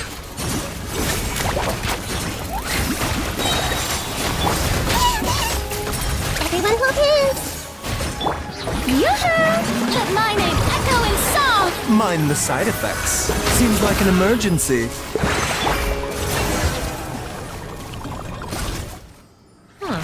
Gotta say, I never expected to see the head nurse in combat. Some patients respond better to a more aggressive treatment plan. Did we get everyone? Captain, we finished the head count. Potten's missing. Over there! The door's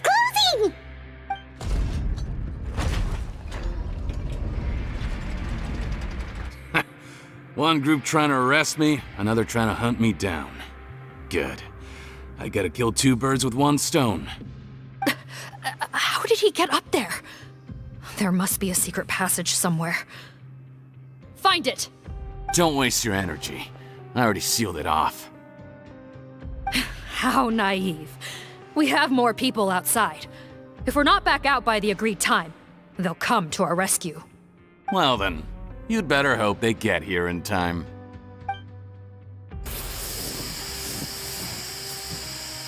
There's some kind of gas leaking from the pipes.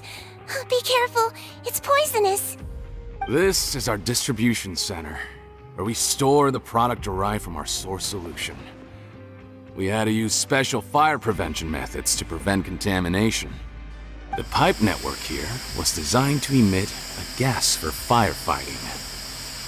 One little modification later, and it makes an efficient death trap. Why would you do this? Your partners are here too. Oh, please. If they can't supply what I need, they're of no further use to me. Besides, I can't have them exposing my potential whereabouts. He's a maniac! Come on, we gotta find a way to open that door! Go ahead, struggle in vain. Once the last of you croaks, no one will ever find me again. So long! Are you sure you're ready to leave, Potten? You haven't changed your dressing today. You can't cure my face, just give up. And what if I could? Nice try. You're just trying to stall me. Don't you worry about me. I'll find a way to cure my face once I get out of here. Oh, I doubt it. After all, Fontanians can no longer dissolve in primordial seawater. What the... How did you... The key component of the face-changing potion is the fluid left behind by dissolved Fontanians. It might look like ordinary water, but it has some unique elements in it. Before the flood, all Fontanians were oceanids, physiologically speaking. A potion made from that fluid could dissolve and reconstruct the face of a Fontanian in much the same way as hydroidolins change form. Theoretically, it could give someone any appearance they wished.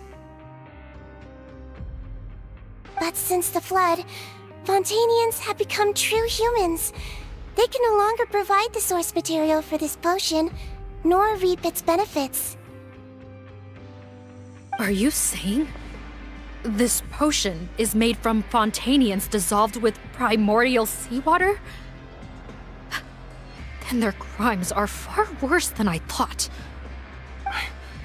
How could you know all of this? No, wait.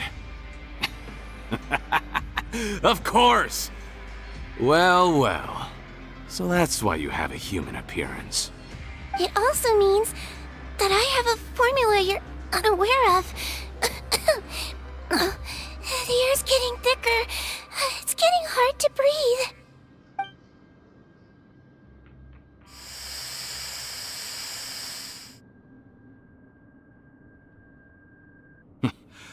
I might get to make a deal today after all. Alright, keep talking. How do you intend to give me the formula? Oh, it's not a formula, but a finished product. I have a bottle of it right here. What? When I tried Rawat's skincare product, I noticed it had a certain special component in it. So I had my friends gather some other ingredients for me, and sure enough, a little experimenting later, I'd produced the potion. I'm guessing his skincare lotion contains the fruits of your joint research? Huh. Impressive guesswork. Yeah, we were a supplier for some of the raw ingredients. But it only contains a tiny amount of the active ingredient. The effect is minuscule compared to the undiluted fluid. Well, I found a way to reverse the dilution process, giving the skincare lotion a similar effect to the fluid it is derived from. That's impossible. If I tell you some of the ingredients, I think you can figure it out. First, you need to combine tainted hydrophantasm tissue with transoceanic pearls at a ratio of around 3 to 7. Tainted hydrophantasms and transoceanic pearls. I see. Can't believe I never thought of that. So, can we make a deal? Sounds good to me. There's a delivery pipeline beneath this window. Drop the potion in, and I'll release you all. Nope, not trusting you that easily. You're like those naughty kids who try to hide their illness. Open the sluice gate first, then I'll hand you the potion. Even if you're not bluffing, your potion won't cure my face permanently. You really think you have any leverage here? I'm not closing the valve this time. Clock's ticking. Fine, then I'll just stand here with the potion in my hand. And when I faint from the poison, I'll drop it and it'll be destroyed. No.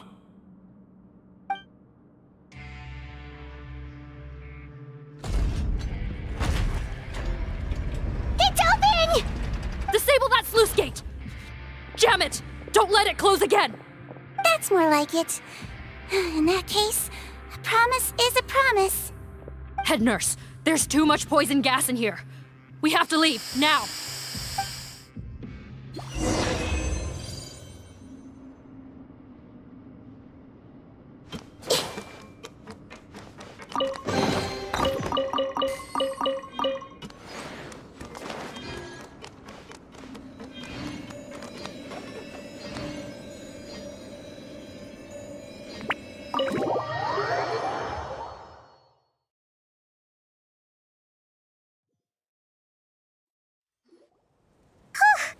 That was too close. That button is a real nasty piece of work. Oh, don't be too quick to sit down. Moving around a little will help relieve the soreness. Same goes for you, Traveler. Oh, but Paimon, you should be fine, right? Flying fast is pretty tiring too, actually. Anyway, that's not important right now. Paimon's still shocked to learn that there's a whole criminal operation going on behind that skincare lotion. Shame I ended up giving the improved version to Potten after finally making it for you. I'll make you some more, I promise. No, please don't. Paimon doesn't want to use that stuff anymore. Still, it was a pretty good job that Paimon wanted to buy some in the first place, huh? It ended up saving everyone's lives. That's gotta count for something. Yeah, Yeah, Paimon was just kidding. Head nurse. I've done a final head count of our team and the criminals. Everyone's here and doing fine. We're ready to escort the fugitives back to the fortress of Meripede. It's a shame that we didn't find Rawat. At this point, I'm afraid he's probably deceased. What a horrible bunch. Especially that Patton guy. If he had made good on that deal, we'd all be dead because of him. No, we wouldn't. I always keep a whole bunch of antidotes on me for emergencies, and one of them neutralizes that poison gas. We'd have been fine, even if you hadn't opened the gate. What? Then why did you give him the potion? If this is true, I must concur. Sorry to be blunt, but I think you made a bad decision by handing him that bottle. If he changes his appearance and flees Fontaine, it's unlikely that we'll ever find him. No matter how cooperative his accomplices are when we question them. No, you don't understand. I gave him the potion precisely so we could be sure where he'll go next. What do you mean? We gotta hurry. She won't last much longer.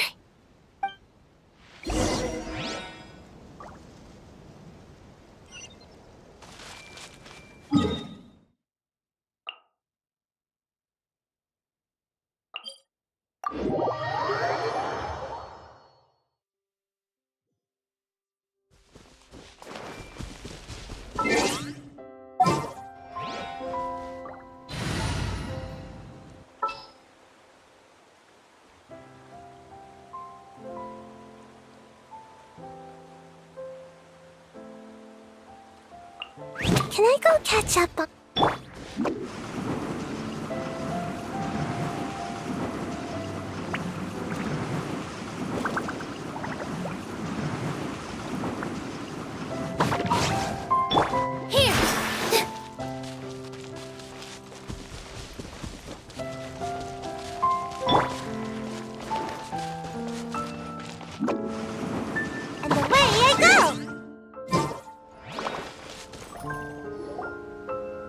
A muscle.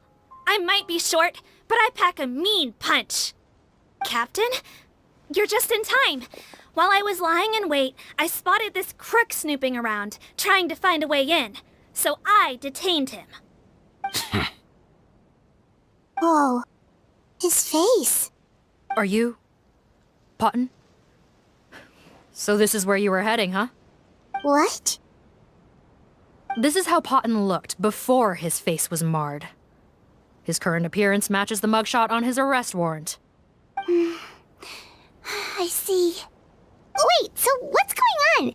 Wasn't the whole point of the potion to disguise himself and escape Fontaine? Why would he change back to his original face and run right into our trap? Enough of this nonsense. Let me in! You better pipe down. There's an old lady in there who's very sick. No way are we letting a crook like you inside. To heck with it. Listen to me. I'm Rawat. That's my mother in there. He's gotta be lying, right? Rawat was a victim in all this. He was forced into it against his will. How can he and this monster be the same person? Forced against his will? That's the funniest thing I've heard all day. Back when I was being coerced, everyone thought I was colluding of my own free will. And then when I actually became a criminal in my own right, you all suddenly thought I must be under duress. Amazing what a difference a handsome face makes. Save us the speech. Explain yourself. You want an explanation? Fine. I'll tell it how it is. When I was just Potton, the whole world treated me with contempt. Ew. What do you want? Get away from me. Women despise me. Collaborate? You don't look like much of a researcher to me. My peers scorned me. Mr. Potton, was it? I'm most interested in your research. Consider my offer carefully. I doubt you'll find other investment opportunities. Only villains would work with me. You want out of the game? Forget about it. Turns out, I slipped up a little. Left your picture with some Marechaussee Phantom officers. Easy mistake to make. Now they've listed you as an accomplice and drawn up an arrest warrant. So I suggest you put any thoughts of running away to rest. If you get caught by the guards for being in the synth business, you ain't ever seen the light of day again.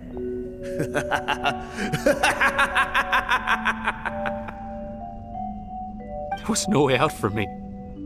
Until I could stop being Cotton. Mr. Rawat, I have something I'd like to tell you. I became popular with women. This new potion you developed is fascinating. Genius, in fact. Would you consider working with me? I'd be happy to sign a licensing agreement. My peers looked up to me. I'm very interested in your research, sir. You must no doubt have offers from countless investors, so far be it for me to ask for a full collaboration, per se. I merely wanted to express my interest. No pressure at all, naturally. And the villains even began to fear me. Becoming Rawat showed me what a superficial world we live in. But I did not hold a grudge. After all, this superficiality could be made to work in my favor. Or so I thought. But alas, the world seemed bent on finding a reason to make me despise it. Mother, I'm back. How are you doing? Who are you? I bought the best medicine Mora could buy, but nothing would cure her illness.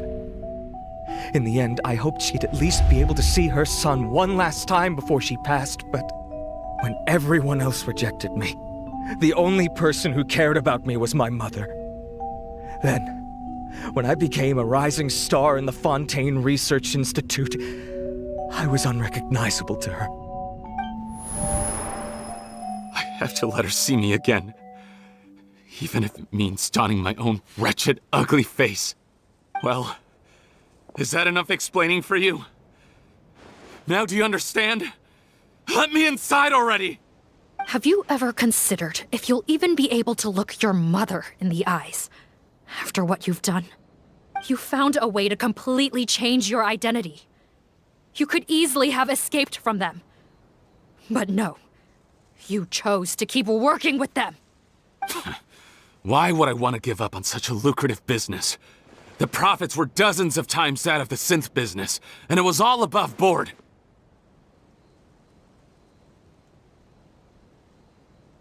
So you kept being a villain just for the money? Villain? By what standard? Is doing evil deeds really what makes someone a villain in your eyes? Or does it all come down to the way they look? None of you saw a villain when I was wearing my other face, did you? You have no right to judge me! You're all just fake people living in a hypocritical world! I regret nothing! My mother would understand!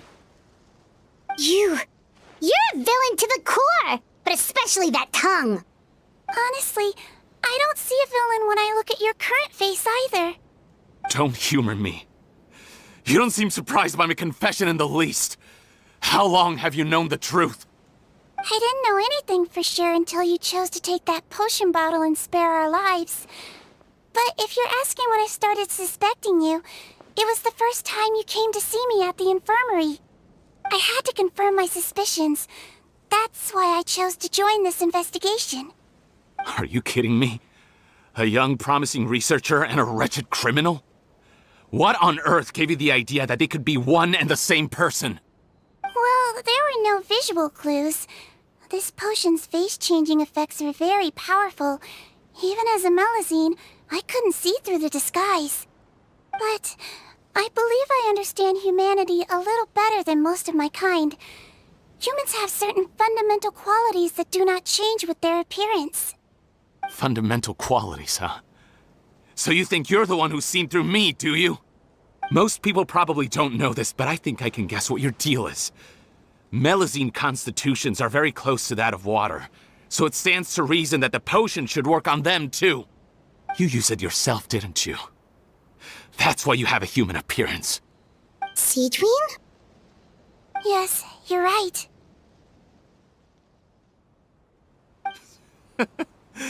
I'll bet it was back in the days when Melazines were discriminated against because of their appearance.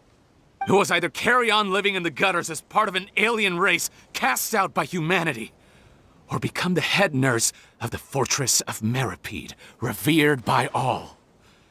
Not a hard choice to make. It's a no-brainer. So you see, you and I were the same. And I'm the one who saw through you! That's not important right now. You came here to see your mother, didn't you? Well, I can grant you your wish. Huh? Head nurse, I'm not sure that's a good idea in his current state. Don't worry. Back in the warehouse when I traded the potion for our lives, I was doing it to test him. He was willing to risk sacrificing his only chance of escaping capture by opening the gate in exchange for the potion. Also, he could see his mother again. If nothing else, his concern for his mother is genuine. I see. So before you arrest him, please allow him to see his mother one last time. The Traveler and I will accompany him. You have nothing to worry about. All right. I understand.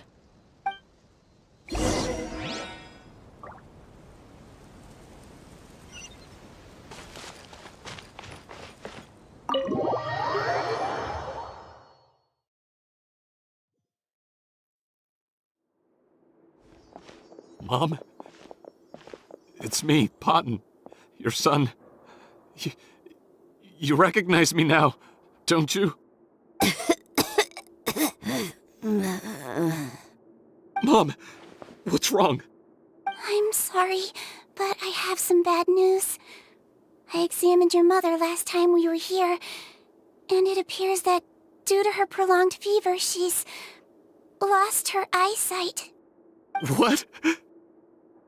Your appearance no longer has any bearing on her ability to recognize you. But there are always other ways to remind our loved ones who we are. Wouldn't you say? No, it can't be. Please, Mom, open your eyes. It's me, your son, Potton. If you really can't see my face, then here, take my hand. Tell me you feel your son's hand. I've done so much to get to this point. Please, you have to recognize me. No. The temperature of his palm must have changed. I'm sorry. It seems I couldn't bring him back to you after all.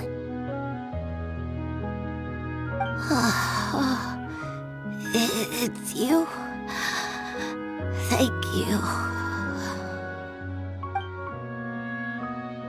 Oh, of course.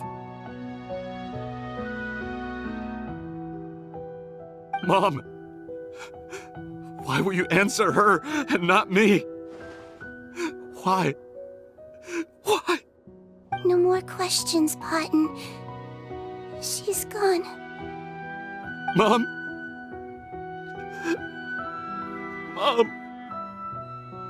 I'm sorry to say this, Potton, but you and I are not the same.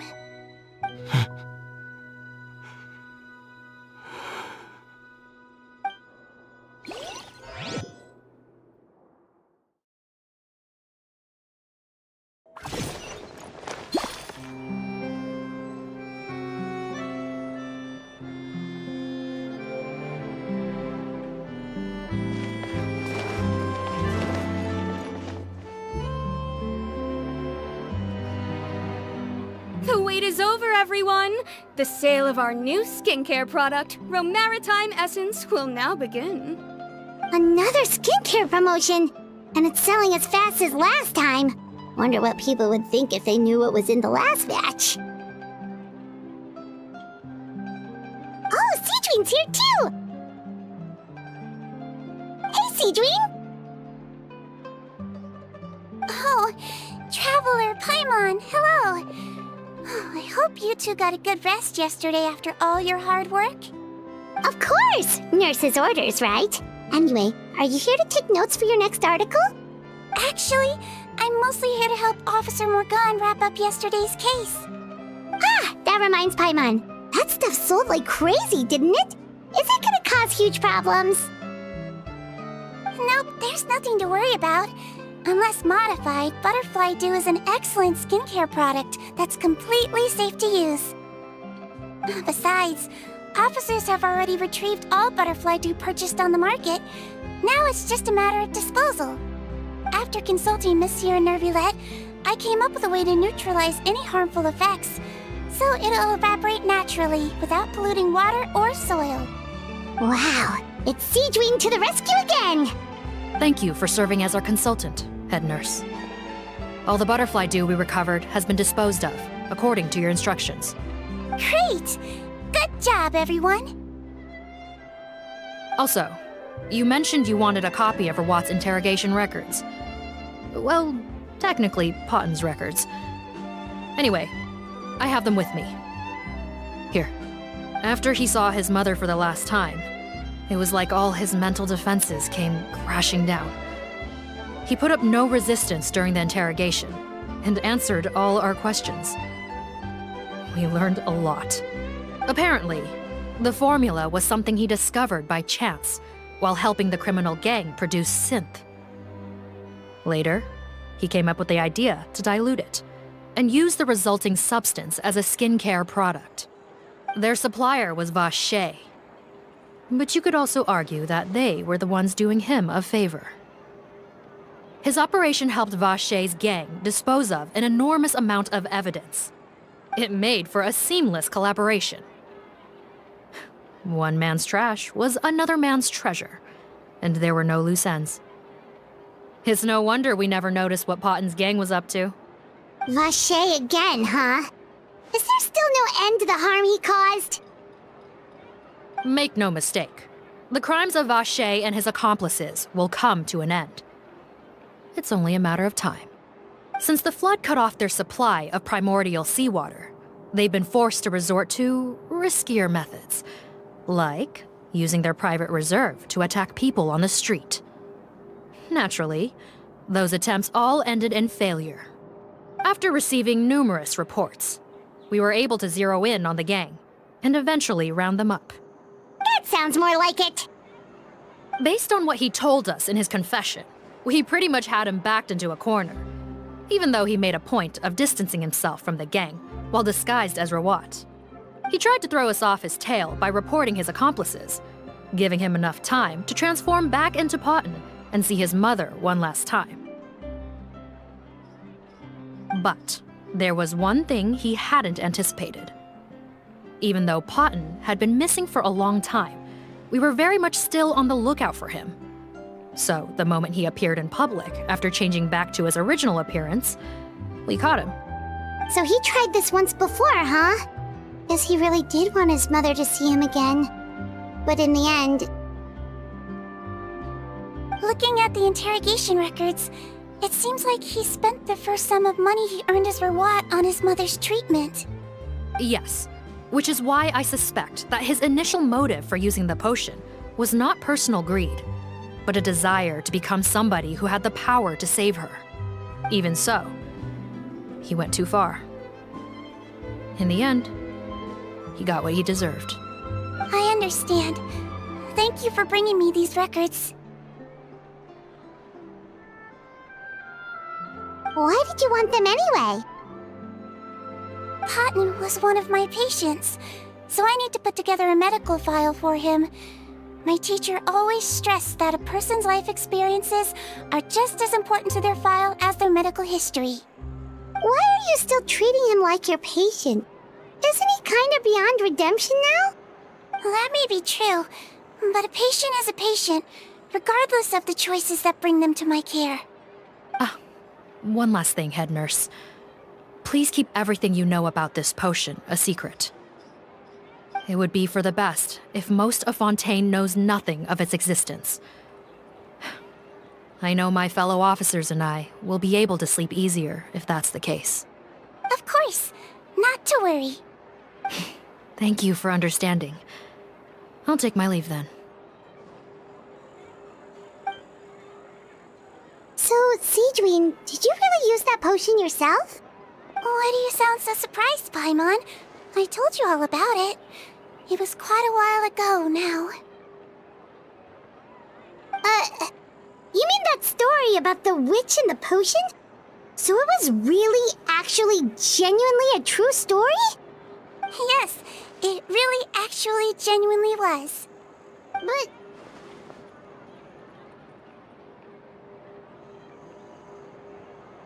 I know. There are some secrets I can't tell anyone about.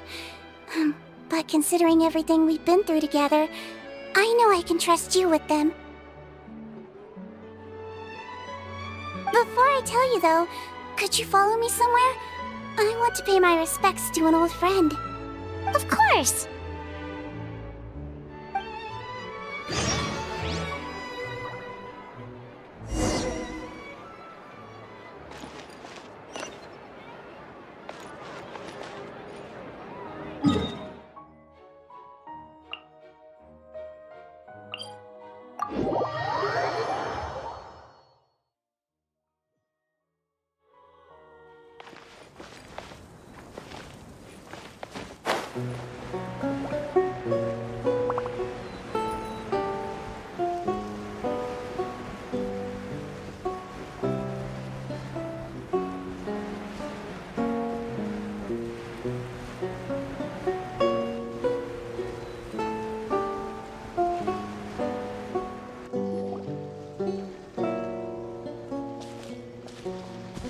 Oh, Nervalet and Risley, they're here too!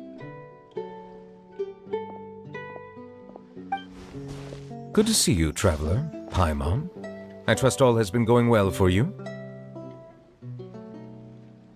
Big news, everyone. The Udex is out of his office on important business. Is that genuinely something people would consider big news? Why wouldn't they? Important business is a big deal. Ah, yes, you're quite right. When someone you care about requires emotional support, being there for them at the right time and place is of the utmost importance. After reading the Maréchal Phantom's reports, I had a feeling a trip here might be in order. Take note. That, my friends, is how Monsieur Nervalet shows that he cares. We're both here for the same purpose, actually, to accompany Sigewinne as she pays her respects to her late teacher. So the old friend she mentioned was her teacher then? The witch? Oh, sorry. Paimon didn't mean to be rude. It's only 'cause Sigewinne calls her that all the time, so... I doubt she considers that title to be offensive, Paimon. Don't worry. Indeed. In fact, I believe Sigewinne would take it as a sign of affection. She has spoken of this doctor on many occasions, and it sounds like she was a truly generous individual. In those days, many people harbored prejudices against Melusines. She was the only teacher willing to take Sigewinne on as a student. Wow. It's really nice of you two to be here for Sigewinne. Guess you guys really look out for your younger colleagues, huh? Younger colleague? Well, that might be true for the Udex, but I'm not sure I can say the same. Sigewinne served a sentence in the fortress of Meripede hundreds of years ago, and after she did her time, she decided to stick around. She's been an integral part of our administration ever since. Strictly speaking, the head nurse has been around longer than most people in the fortress, myself included. Pretty sure that makes me the younger colleague. She served a sentence?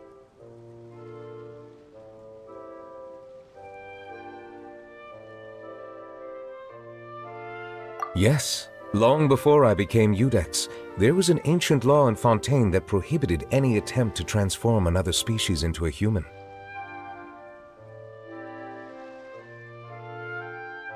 Initially, I and most researchers believed this law to have been imposed due to ethical concerns. But now, it seems more likely that the law was nothing more than an insurance policy, a way for Egeria to ensure that her people would remain insulated from the truth, thus enabling them to lead more straightforward, happier lives. Ignorance is bliss, as they say. Sigewinne had her reasons for choosing to obtain a human form, but the act was nonetheless in clear violation of the law. Could you tell us a little bit more about what happened back then? Certainly. Sigewinne does not object to her close friends learning about her history. In fact, I first learned of it myself because she confessed the truth to me of her own volition.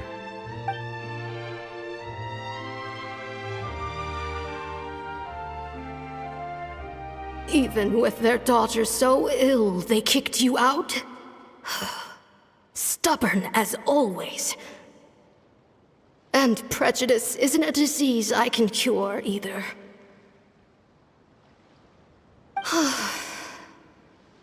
Shame that I don't have the energy to get over there. You're laughable, you old witch. You want to save everyone in Fontaine, but you can't even save the patient before you. Master, what are you... I discovered a strange disease, one I suspect that every Fontainian suffers from. But without witnesses or proof, no one will believe me. I had no choice but to experiment on myself to find a cure, but I hit a wall.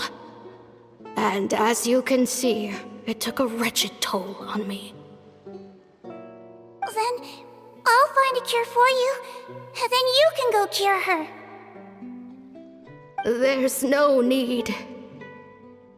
I am beyond saving now. There's nothing you can do. But, Master... As I said before, a doctor's duty is to treat whatever ailments they can. I know, but they don't trust me at all.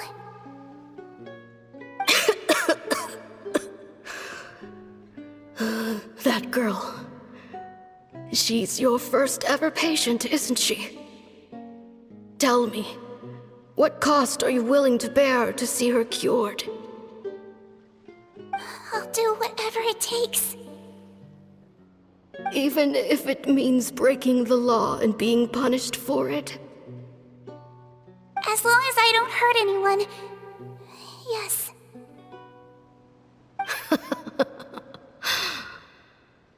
Spoken like a true student of mine.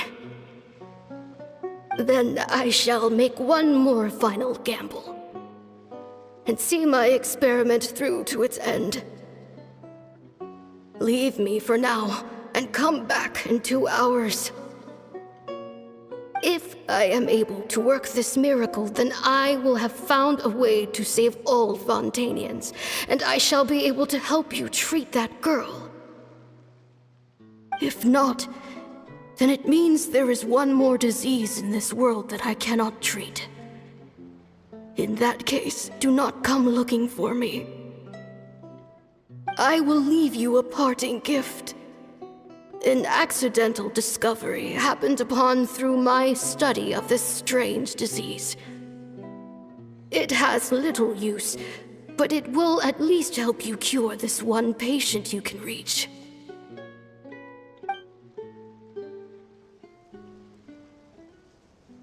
When Sigewinne returned, the miracle had not occurred. She found a potion bottle and a note on the table. After using the potion as instructed, she gained her current form, breaking Fontaine's law in the process. And after I had confirmed the veracity of the events, I gave my verdict. So that's what happened.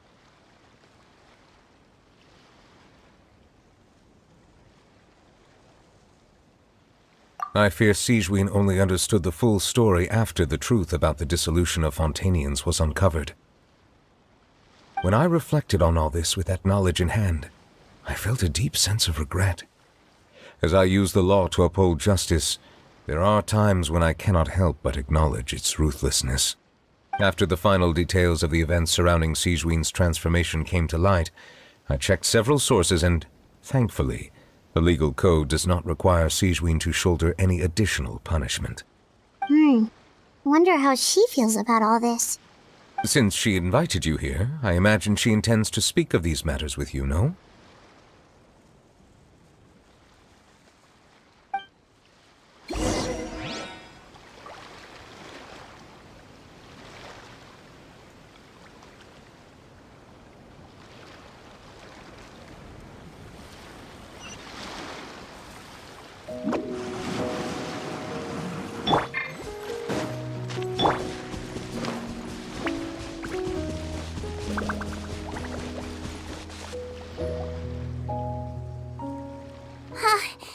You're here.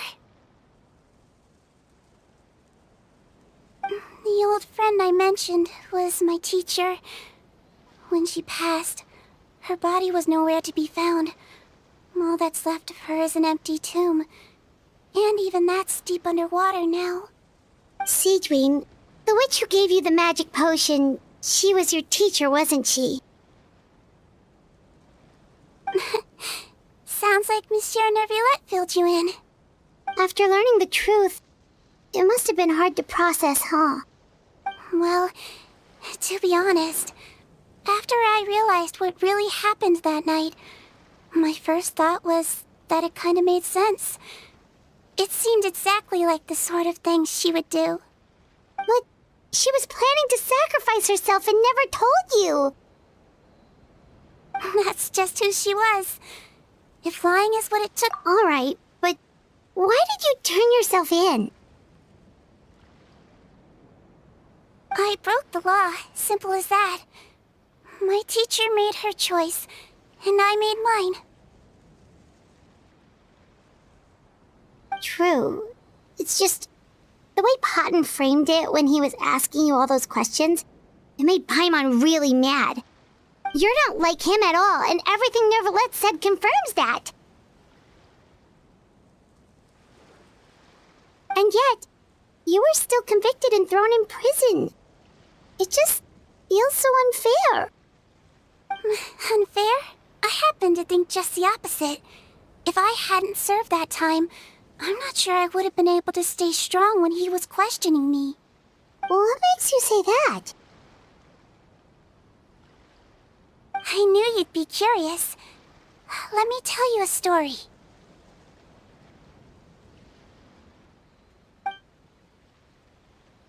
The verdict came down. This Melusine is guilty. The Iudex defended the authority of Fontaine law, but he did not confiscate the Melusine's medical kit. And so, the Fortress of Meripede gained a new little doctor.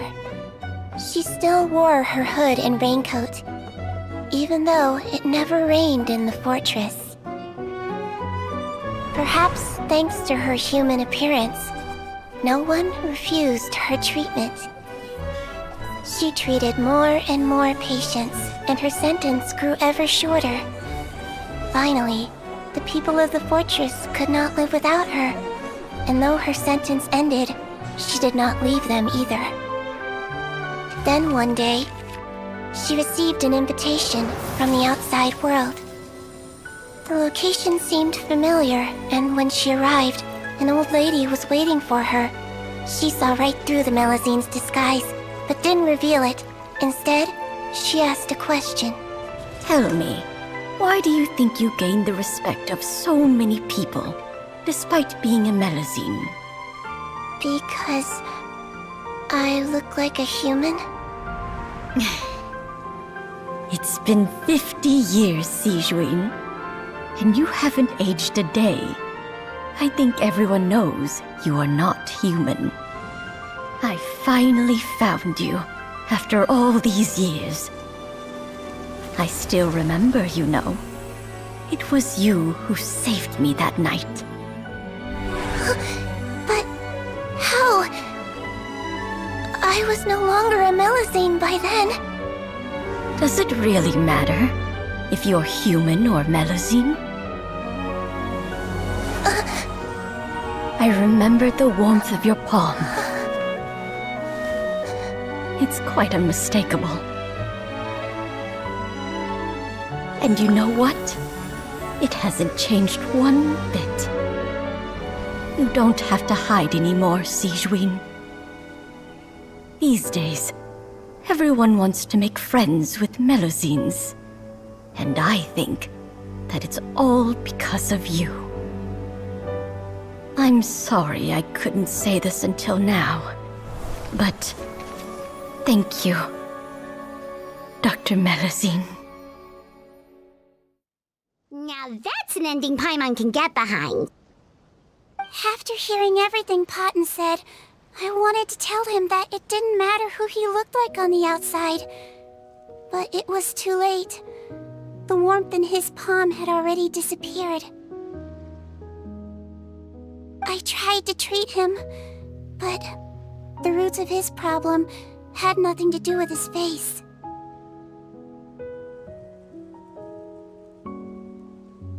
I understand. Thanks, you two. I appreciate you being here for me while I talk this through. Oh, it's nothing. Our pleasure. Oh, there's one more reason I invited you here. It's about time I finally give you what I promised. In order to restore the appearances of the face-swapping victims, the Marechaussee Phantom gave me special permission to make a few bottles of that potion. And I made one extra just for you two. We don't need it though. Shouldn't we destroy it?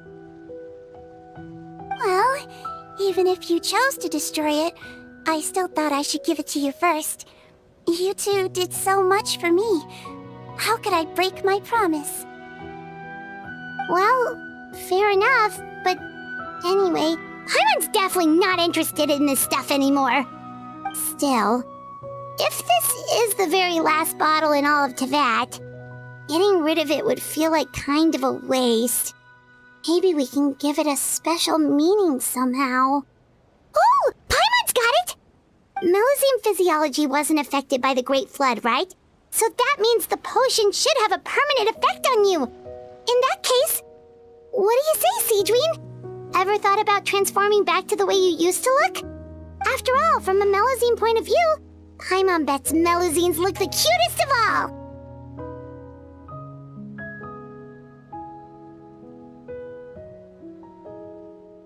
Paimon, after everything, do you really think it matters whether I'm Melusine or a human? Well, what was Paimon thinking? You made up your mind a long time ago. Yeah, let's just destroy this thing. Leave it to me.